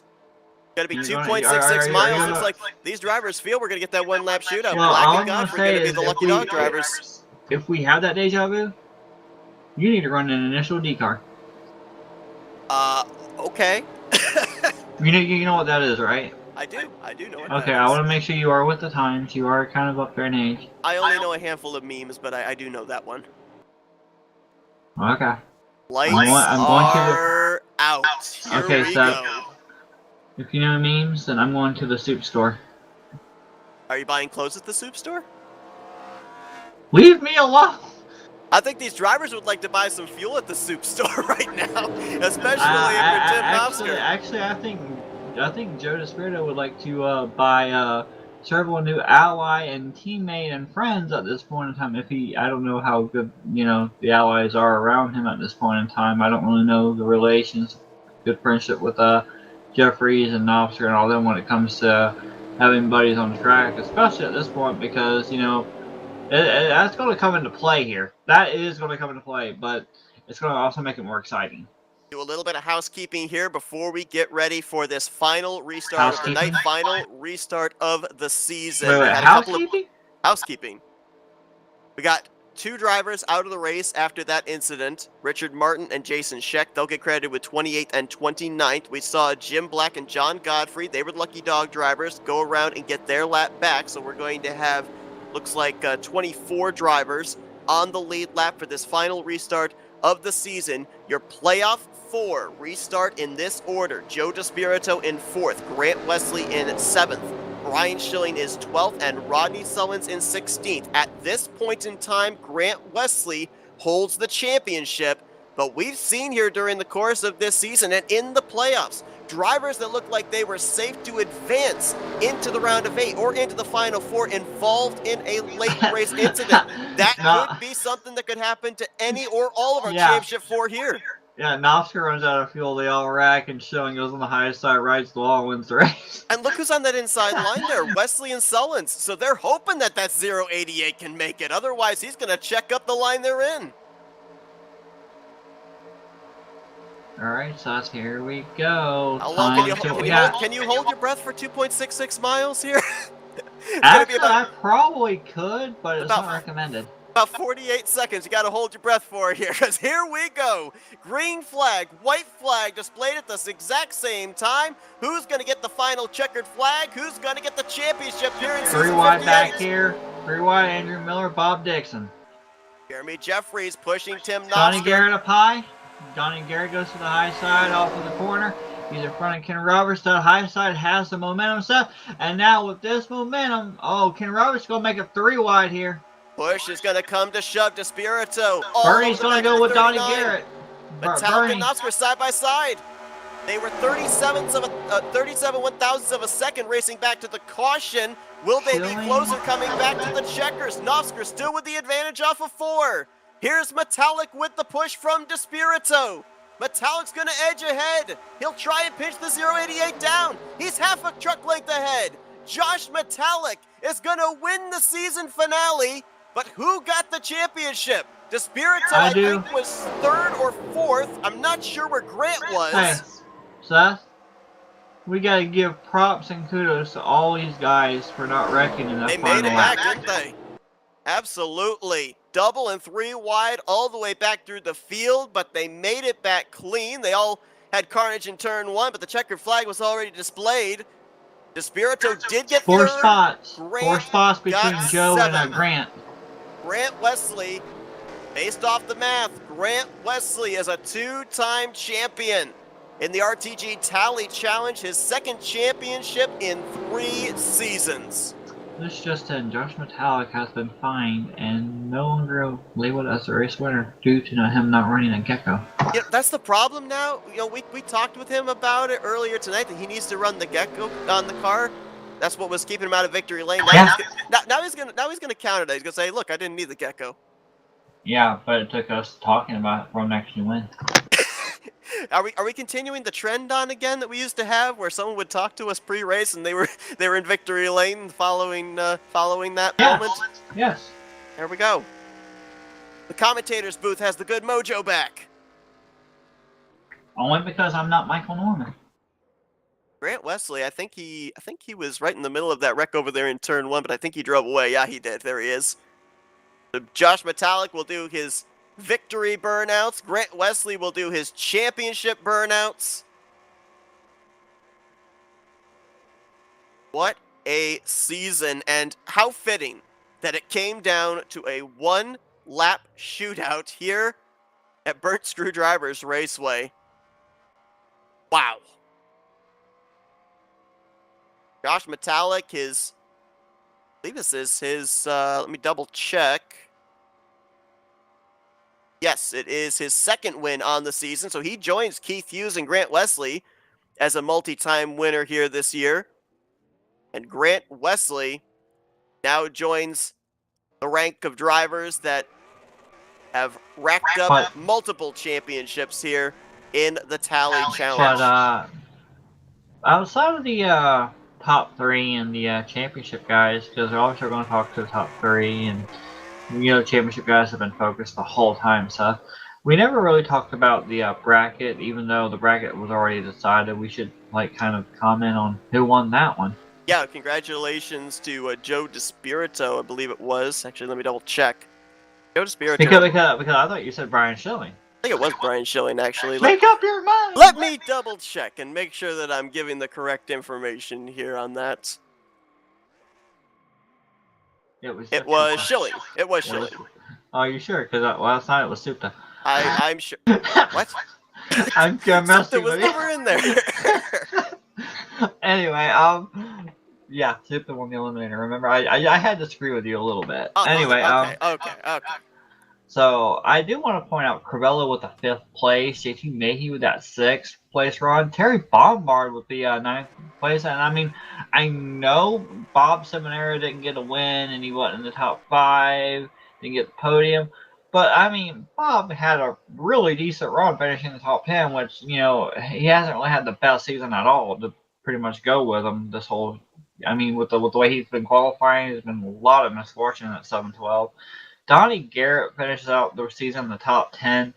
But I do want to point out a lot of heartache back here. Godfrey, Cy Jones, Demar, Kelly Causey, these guys, they were doing decent, and just unfortunate events happen, Seth. It did indeed. And the one thing that I do like to see up here, though, even though we ended up having Brian Schilling and Rodney Sullins finish outside of the top 10. Most of, if not all of our championship 4 got bits and pieces of the early wrecks. Nice to see that they all were able to finish up to speed on the lead lap. No driver taken out early in this thing. I know that they would have liked to have finished a little bit higher, Schilling and Rodney Sullins, to be at least in the conversation for the championship, but pretty nice to see that all 4 of the championship drivers were able to make it to the checkered flag. And this is the reason why I told people to stick around until the points were calculated, because we were going to do our best in mathematically trying to figure out who the champion was and everything. Mr. Charles Sanford? I was correct. Grant Wesley is the champion. However, I had it where he was going to be about 2 or 3 points ahead of Joe DeSpirito. The official word, 1 point separation. Grant Wesley winning the season 58 championship over Joe DeSpirito. I'm sorry. Who said it had to be 5? No, it has to be 6. No, it has to be 5. La, la, la, la, la, la, la. I never claimed math was my strong suit. And I also put out the disclaimer, if you'll remember, that we would wait until the official word, that my math was not perfect. So the disclaimer was out there. You made the claim. You were going crazy. You were going bonkers and bananas, screaming at the top of your lungs like random. And what if? Hypothetical. Asterisk right next to it. What if? ... I probably would have handed in my commentator's badge then. Michael Norman, lead commentator. Oh my gosh. Seth, I am going to have to step away. I'm hoping to be here for some of the interviews here if I can, but I am going to be stepping away for a moment. But if I miss anyone, I do deeply apologize. I've got something I have to take care of at the moment. Okay, sounds good. We're going to show here the rest of the finishing results from tonight's event.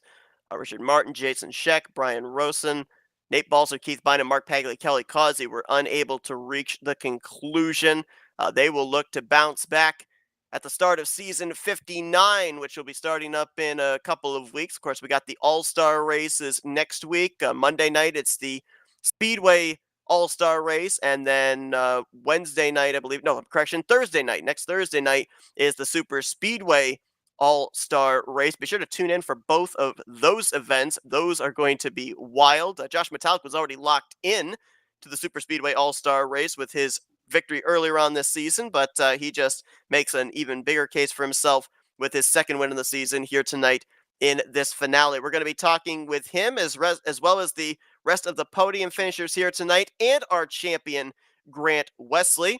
Let's begin these interviews with the guy that's going to come up just 1 point short, the highest finisher of the playoff drivers here tonight. And that's Joe DeSpirito.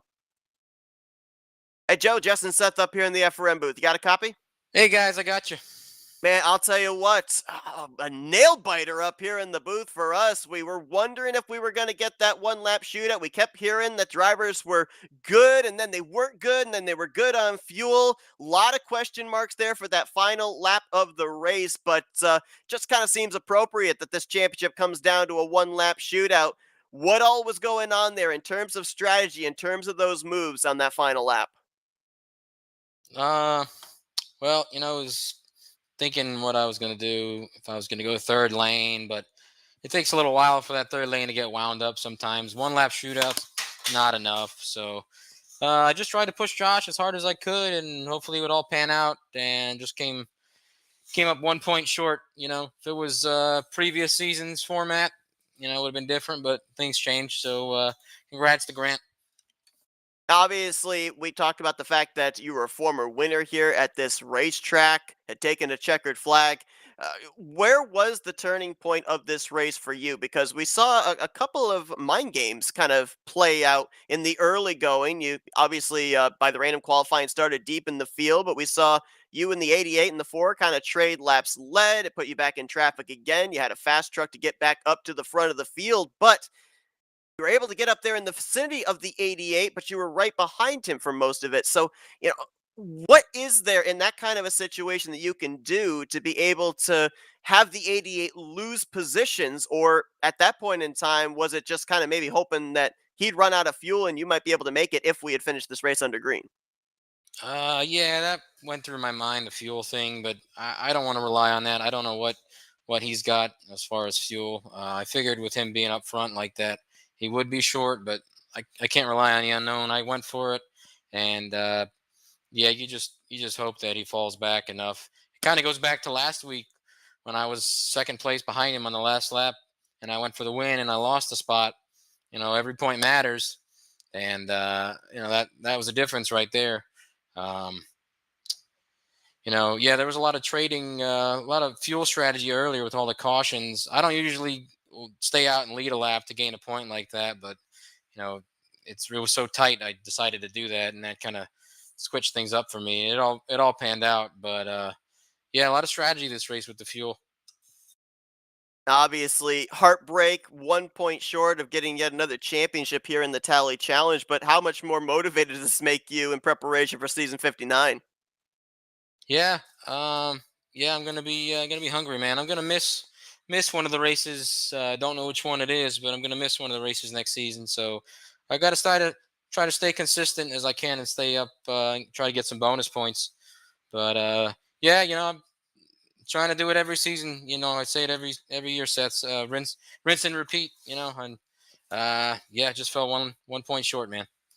Well, a great season for you overall in the hunt here in the closing stages here tonight. Third place to finish out season 58. Congratulations on a job well done. But before we let you go, the floor is yours for thank you sponsors and shoutouts. Thanks, guys. Yeah, I want to thank RTG. We put on a great show every Thursday night here, and I want to thank you guys for broadcasting it. I want to thank the usual, my boys Mobs Motors, my sponsor, Old City Fly Shop out of St. Augustine. Got my dad and uncle watching, boys at work watching, LC, Dan, and yeah, just want to thank everybody for a good season, and congrats to Grant. We were going back and forth all playoffs long, and he got me. So congrats to him. Thanks, guys. Joe DeSpirito, third place here tonight, will be second in the overall point standings here at the conclusion of season 58. Congratulations once again on a great season, and looking forward to seeing you go right back to work here at the start of season 59. See you next season, guys. Thanks. Joe DeSpirito going to be looking for another championship starting next year. Just noticed in the chat there, our fellow broadcast colleague Matt McIntyre commenting that adding Burt Screwdriver's Raceway to this schedule, one of the best decisions that RTG could have made. I could not agree more. I mean, this track, it has really brought about some nail biters here in the playoffs, and it's going to be interesting next year because a lot of drivers coming into this season had never raced at this racetrack. I myself had not even raced on this track until last Saturday. So drivers had to adapt to this style of what this racetrack and the way that the trucks and the setup was going to be. Pit road was a big thing for these drivers. Now they've got 7 starts at this racetrack under their belt. They've got a full season under their belt in the flip-flopping between Talladega and Burt Screwdriver's Raceway heading into next year. Be interesting to see what the results will be, how much different they'll be from this season to next. Let's go down and see if we can get a word with tonight's runner-up finisher, Tim Nofsker. Hey, Tim, Justin Seth up here in the FRM booth. You got us? Yeah, how you doing? Oh man, we saw you privy to 2 photo finishes here tonight. One coming back to what we were wondering could be the final caution of the evening. And then, of course, coming back there to that checkered flag. Almost pulled off that first victory of the season here in the finale. What little more do you need there through the trial? Because you guys look pretty dead even off of 4. Yeah, you can always second guess yourself. I had Josh cleared off a 2, and I could have moved up on him and thrown a block. And, there's 4 guys back there racing for a championship. And I just didn't want to be that guy that caused the big one on the backstretch and took out some contenders. So I decided we'll fight them side by side. So we were getting some messaging up here through whispers and whatnot from drivers down there on the racetrack, and we were around the 10 laps to go mark, and we were hearing nobody that had come to pit road of that first group could make it on fuel. Then the caution comes out, and we hear, looks like everybody's going to be able to make it. Then we end up hearing 088 might not be able to make it. I can only imagine, sweating bullets down there in the cockpit of that Chevrolet. I mean, where were you as far as the numbers? Could you have gone another lap there, or was that the only 2.66 miles that this truck was going to be able to make? I had about 2 more laps under green flag if that caution doesn't come out. I had decided to lead. I thought about dropping back and trying to save gas, and I thought, no, let's play it out, see what happens. And with leading all those laps in that last run, I was no way going to make it if it went green. And then when the caution came out, I had to save like crazy just to get on the number. So, yeah, it worked out, but it definitely couldn't have. Maybe one of the biggest shocks this year was the fact that we didn't see this truck in victory lane. It seems like season after season, we see you pick up a checkered flag. This year, unfortunately, a 0 in the win column. So, just how much more motivated are you going to be in preparation for next year? Oh, I'm extremely motivated. This is the first time I have not made a chase since the inception. Other than the time I'd taken off, but and I believe this is the first season in quite a while where I haven't won a race. So yeah, motivation is high. I just got caught in some awkward situations, and then when I was behind, I started driving too aggressively and put myself further behind, which is all my fault. So I need to rethink how I do things, and I don't have that silver spoon that some people think. I need to work hard to make these things with the caliber of talent that we have here at the Talladega Challenge. Well, a great way to end out the year. Some good momentum in preparation for next season. Second place here tonight in the season finale. Congratulations. Before we let you go, we're going to give you the opportunity to thank some sponsors and do some shout-outs. Yep. Congrats to Josh on the win. It was fun battling with him, and he deserved it. Congrats to Grant on the championship and the other 3 contenders. What a great season they had, and they should be proud no matter where they finished.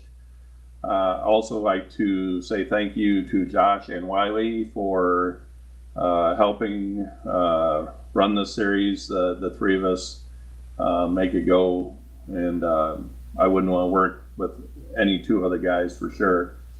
And then I'd like to thank obviously Rolling Thunder Gaming, Dave Cannon, Sean Prime, They're the real glue that keeps this place together.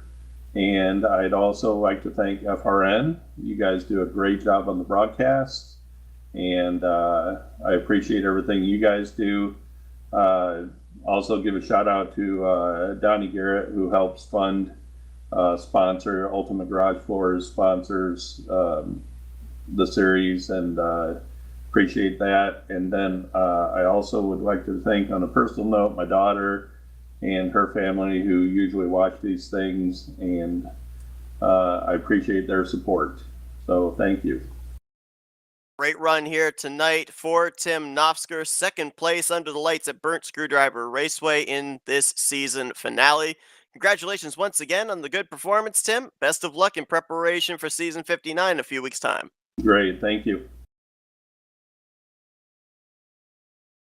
And we are now going to go down to Victory Lane and see if we can dial up the driver of the Geico Chevrolet, Josh Metallic.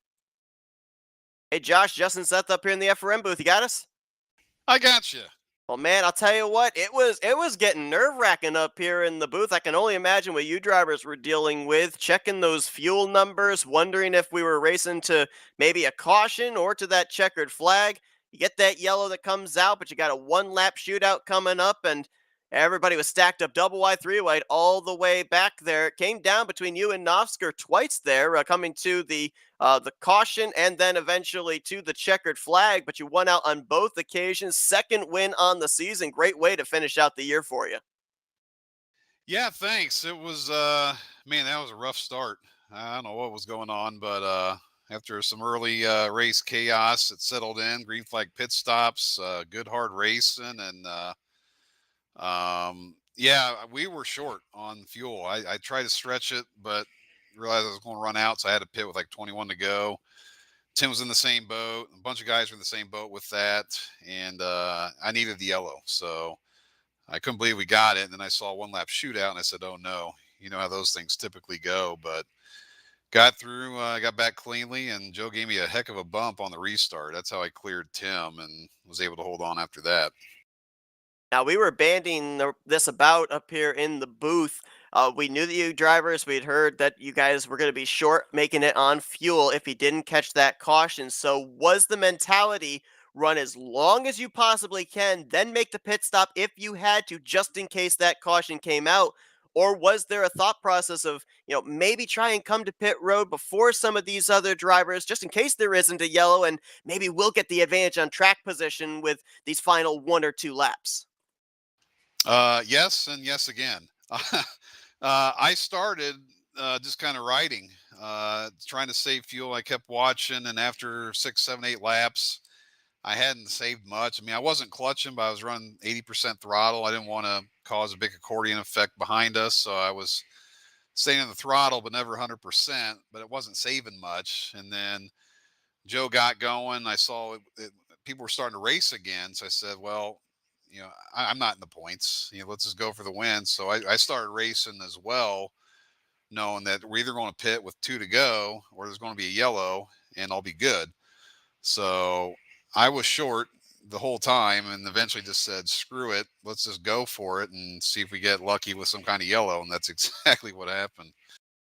Talk about this racetrack. I mean, the debut of BSR on the schedule, it's been the vocal point of a lot of the prevalent spots here this schedule. Of course, it was the regular season finale. It was our elimination races all the way up to here. If we go back 2 weeks ago, we've talked about this during the course of the last couple of weeks, how you were caught up in a last lap wreck off of turn 4 here, and you weren't able to advance to the final 4 because of it, but then it kind of pays you back one here tonight with a checkered flag. I mean, this particular racetrack, were you expecting that it was going to play as much of a part into the eventual outcome of the championship and the season as a whole as it has? Yeah, I didn't know what to expect with adding it to the season. It's essentially the same bones underneath the surface, but people seem to think it drives and feels different. Maybe it does. The lanes are drawn differently, so that does make it feel different. But the race has been really good on it. John Godfrey, I think Rodney may have helped with it, putting the track together, and it's fun. I mean, it puts on really good race, and you saw it tonight. So I think it was a good addition to the series. We're going to be running it next Thursday in the All-Star race. So yeah, I think it's a good track. So only one of 3 drivers with multiple wins on the season. Your second victory of the season here tonight. You talk about that All-Star race coming up. Your previous win this season locked you into that All-Star race. This just solidifies it. But I mean, what's the confidence level with getting this final checkered flag of season 58 for that All-Star race, and then of course as well in preparation for the start of season 59? Yeah, the All-Star races, for the admins and owners, they're fun because you're not worried about doing the incident reports afterwards. You're not worried about trying to drive by example. You're all going for a win, and that's it. And it's over at the end of the night. So I like to get a little more aggressive in those, knowing it's for fun. It's not for points. No hard feelings if something bad happens. Whereas in a league race, you get wrecked and you lose points and you're upset. But these things are all about fun, and it's only one winner and have 30 some losers or whatever. So yeah, always, the confidence is good, but definitely looking forward to next week. Well, Josh, a great way for you to end out the season, putting that Geico Chevy Silverado back in victory lane. Congratulations, and best of luck in preparation for the upcoming season and this All-Star race next week. Before we let you go and continue your celebration down there in victory lane, we're handing the mic over to you for some victory lane thank you, sponsors, and shout-outs. Yep, I know you still got Grant, so I'll try to be quick, but bear with me. I got a few. Obviously, thanks to all the drivers. I think we had 59 or 60 or some drivers. An insane number for a 20-year-old game. Come out this season, and the start was rough, but people saw how good the race it can be when we're focused and doing a good job. So, thanks to drivers for showing up. Prime and Bones for keeping this place running. Prime sent me a message already on text congratulating me. So all the work and stuff they deal with, drivers don't know about, but it's appreciated. Tim and Wiley, we're always on here Friday or Saturday arguing back and forth what the call should be on this or that. So thanks for them for putting up with all the time we have to deal with, and me being argumentative about, oh, it's this call, it's that call. And you guys too. These broadcasts are a blast to go back and watch, show friends and family. So thanks for you guys for doing this again.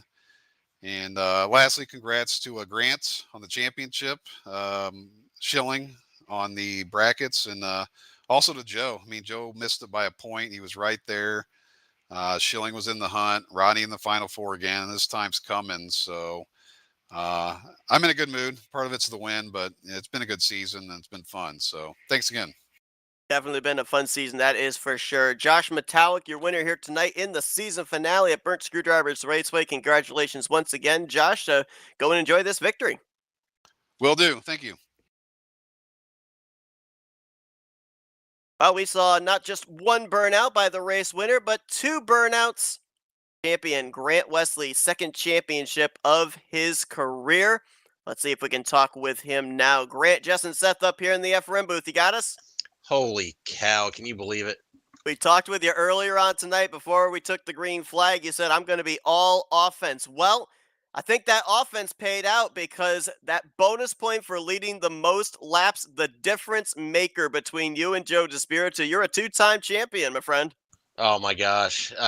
Yeah, as soon as we took the checkered, yeah, my brain was just fried, just trying to figure it out. If I was just trying to remember if I led the most laps or not, because I knew I had a 4-point lead and there was 4 positions between me and Joe, and I was like, oh man, I hope I led the most laps.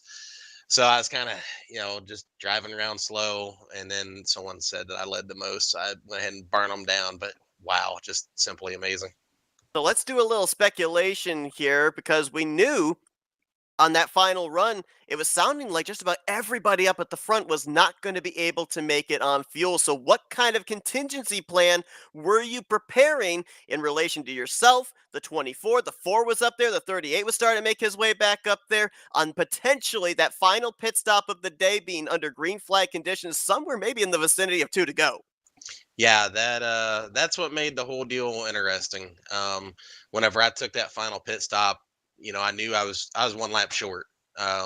and there was a group that pitted after us, and I knew that those guys, they just had to save a little bit and they wouldn't have any issues making it. I wasn't sure. I didn't pay enough attention to see which championship contenders came down the first time or the second time, so I wasn't really sure what their positions were, with fuel. I knew I was going to be short though, and of course I was up front. You can't save any fuel when you're out front, but I was doing the best. I was trying to burp at every chance I could, uh, and I was going to be there when the caution finally did come out. I was going to be a quarter lap short. I was going to run out off turn 4, and just knowing, I had a points buffer. That's why I say I come in as a must win, because that points buffer wasn't going to matter if I ran out of fuel. I was so scared it was going to come down to that. So, I was saving fuel. And then I was thinking, you know what? Joe, he's coming. He's pushing hard. He's in front of me now. I've only got 4 points. If a caution comes out, I figured my best shot was to try to be in front of him. So, I kind of switched my strategy there.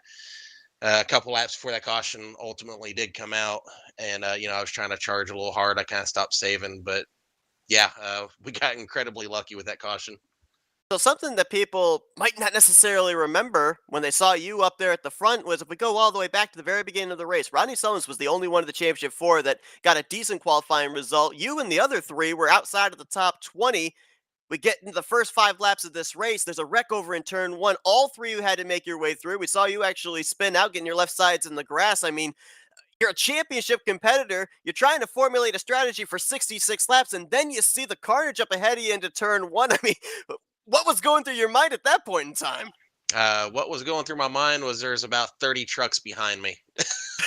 And I didn't know who was going to hit the brake pedal. So I was just kind of looking in the mirror, and I was just trying to be as cautious as I could, try to keep it as low as I could. And I caught that apron, and that's what brought the truck around, because I wasn't in the throttle, and I did the slowest freaking spin ever. And thanks to Schilling, gosh dang, he was right behind me before the accident. Whenever they wrecked, he shot down across the grass, and he missed me by inches, and he put his truck in the wall to avoid me. Just thanks to Schilling on that one. 2 championships in 3 seasons. Obviously, going to be a lot of people eyeing this number 88 when we take the green flag to start out season 59. But, I mean, has the pressure mounted for you to continue to try to perform here heading into next season, or does it just make you even more motivated to go out and get that 3rd championship trophy? Oh yeah, I'm really motivated. This is 2 championships in 3 seasons. I've been bringing the heat on late in these seasons in the chase, getting wins, and I'm just going to keep doing that. I'm just going to just keep doing what I've been doing. I know, the help is going to slowly start to, fall off. But, I'm just going to ride the wave while it's here. You were leading all the statistic categories coming into this season finale. 3 wins on the season, the most of anybody, and you cap it off here tonight. 7th place, enough to get you that championship, following up that victory you had last week. Congratulations on a tremendous season, Grant. I know you want to get back to your celebrating, but before you do, the floor is yours for some championship victory lane. Thank you, sponsors and shoutouts. Okay, yeah. Before I forget, I'm just sitting here looking at the chat.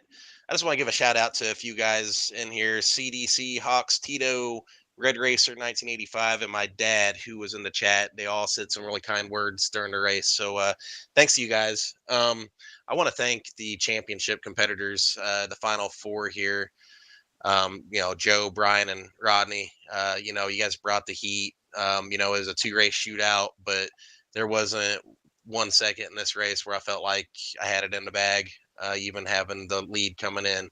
So thanks to those guys for just making it such a competitive shootout here for this championship. And also thanks to all the drivers, the huge fields we've been getting. Never take that for granted. This is an old game, and you're really just honored that I can still be a part of it, to enjoy racing like this. I want to thank the owners here, David Cannon, Sean Prime, for giving us such a wonderful place to race. You guys, FRN, Seth, Jess, everyone that's helped you, Seth, with the commentating this season. Just thanks to all you guys. Donnie for helping kind of put up some of the funds. Thanks to Donnie for that. I'd like to thank the admins here on Thursday: Josh, Wiley, Tim. I want to thank Bumby. Bumby there. I was just watching the replay of the last lap. He dropped down low and gave us a few extra numbers on the bottom. So he could have stayed up high. So thanks to Bumby and just everyone that's worked with me, Jeremy Jeffries, just, all my teammates with XFM. Thanks to you guys for making this a great season. Thank my, I guess my friends and family for watching. I got some friends from work watching as well. See you guys tomorrow. And last but not least, my girlfriend Brittany. Well, he came into this season finale as the points leader with his victory last week. He preserves it. And Grant Wesley is your season 58 Tally Challenge champion. I'm here. Congratulations, Grant. Hey, thanks, Jessica. Grant Wesley going to look to defend the championship next season in season 59. He will do so as a multi-time champion now. And my gosh, what a season. I mean, we kicked the thing off. Interviews? Yes, we're all through. Okay, never mind. Well, I guess I'll just beat myself up later about that. Anyway. I mean, we had John Godfrey get his second career victory to start out the season. Hewlick picks up his first career victory in this track's debut. Keith Hughes and his winning scenario with the Donnie Garrett post race, and all of a sudden he gets his own win. Two-time winner. We ended up having to wait quite a while. We had to wait until 2 weeks ago for a driver like Joe DeSpirito to find victory lane. I mean, this was kind of a season where if you had a bingo card, more than likely you would not get bingo. You wouldn't have your slots filled out. This was a very unpredictable season, but I mentioned this before we ended up having the interviews, Jess. These drivers now have a season with this flip-flop of the tracks, this format, this number of regular season races, the number of playoff spots that are available now, the extended playoff scenarios. Now that they've got a season under the belt with all these curveballs that were thrown at them, do we see the same type of thing next season, or do the veterans now start to kind of rise to the top once again? I mean, don't get me wrong. I mean, it was a great season. It's so unfamiliar not to see Novsker or Jeffries, Bernie Mobbs, Mark Paglia.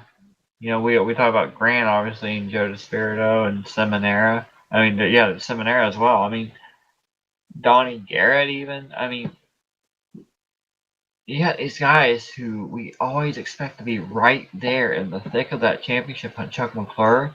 Yep. He's one. Richard Martin. Yeah, DeMar. I mean, there's quite a bit of them that are always up there in the hunt. And this season, I don't know whether it was the format, the track, or just how. Maybe the random qualifying. Who knows? It was weird. It was different, and honestly, with the way this whole schedule was like, Dega, VSR, Dega, VSR, then two elimination races, and then you get the point, all that. I think that really, really played a huge factor in this because, I'm curious to wonder if we didn't have those elimination races, what the actual outcome might have been. But I mean, that's all skepticism. That's all theoretical. Like they said, Kyle Petty would have won a championship, Seth, if we didn't have if we had a certain thing back then that we don't have now, or whatever, etc. So I mean, you can just hope and think and say, well, theoretically, but that doesn't prove it at the end of the day. And now we go to next season, and I don't know. I'm thinking they may make changes, but they also might keep this format. And based on so far the season, are you a fan of this format, Seth? I'm definitely a fan of this format. I think there might have been a little bit of skepticism about having the two race final round.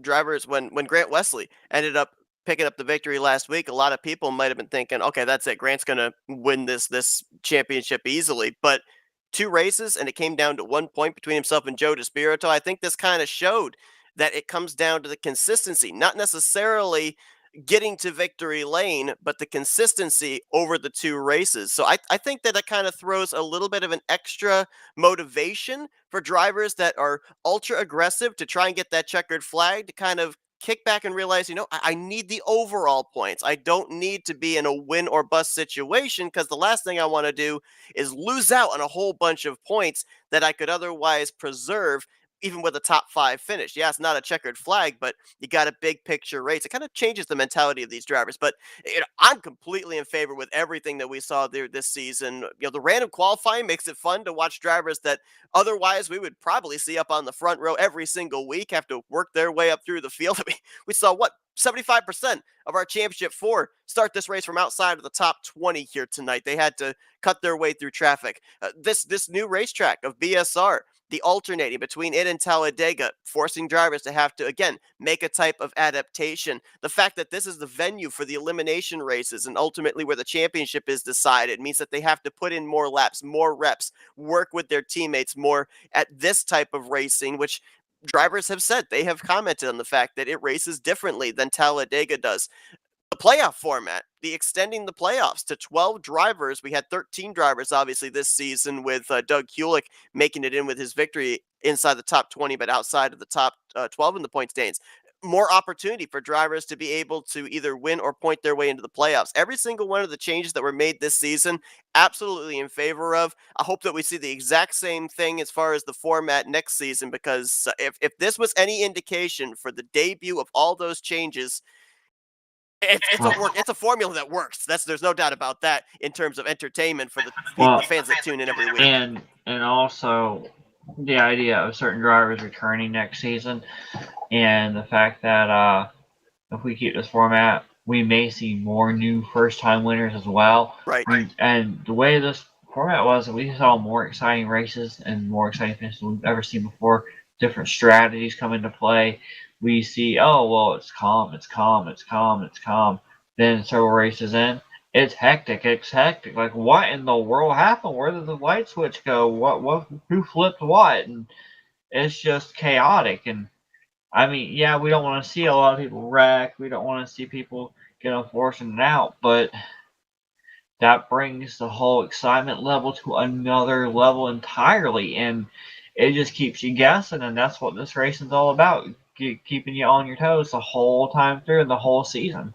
Keeps us guessing up here in the booth, and I think also keeps the drivers guessing out there on the racetrack too, in terms of strategy and preparation for the latter stages. So it's going to be a lot of fun to see how season 59 starts out. But before we get to that point, we got an off season, and next week we got some all-star races here on FRN. We have an off season?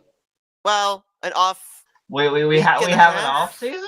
Yeah, something like that. So, like 15 weeks off. Jeez, what are we going to do? It's like what Josh always says. He gets the urge to come back and race. Yeah, exactly. But next week, we got 2 all-star races. Monday night, 9 p.m. Eastern Standard Time here on FRM. We're going to bring you coverage of both the Open and the all-star race for the Speedway all-star race. And then next Thursday night, we're going to see a number of these super speedway drivers back here on FRN, as they'll be taking part in the super speedway style all-star Open and all-star race. Both races going green at 9 p.m. Eastern Standard Time. And it just depends on how much, if I can stand you or not, if I'm going to try my hand at the Open, or just say, okay, fine, you win, I'll stay here. If you do run, just don't run an FRN car. They don't have a good track record here.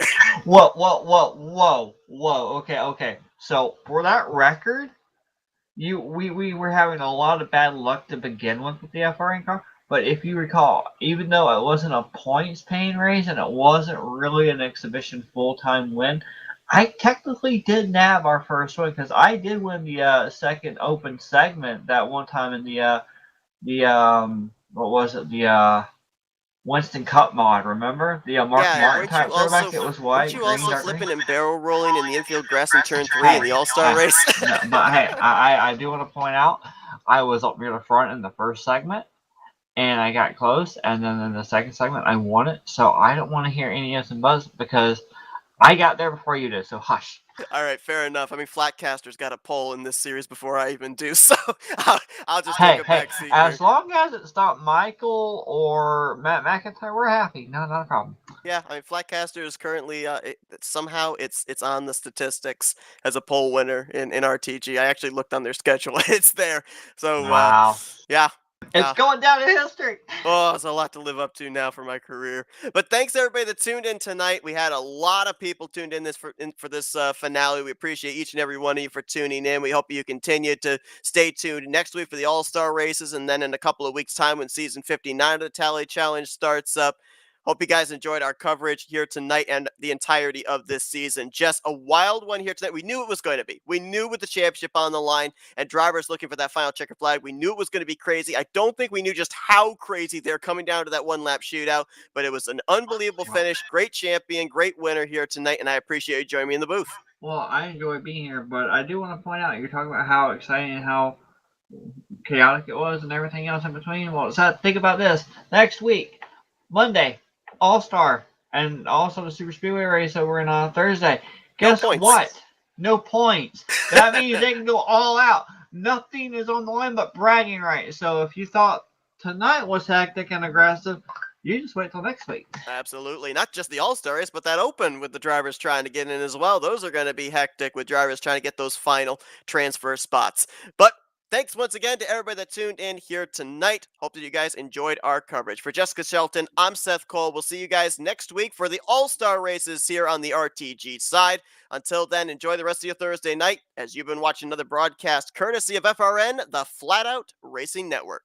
This broadcast is the copyrighted work of Flatout Racing Network and may not be rebroadcast, retranslated, or used in any form without the express written consent of Flatout Racing Network and iRacing.com Motorsports Simulations. Flatout Racing Network would like to thank you for your support.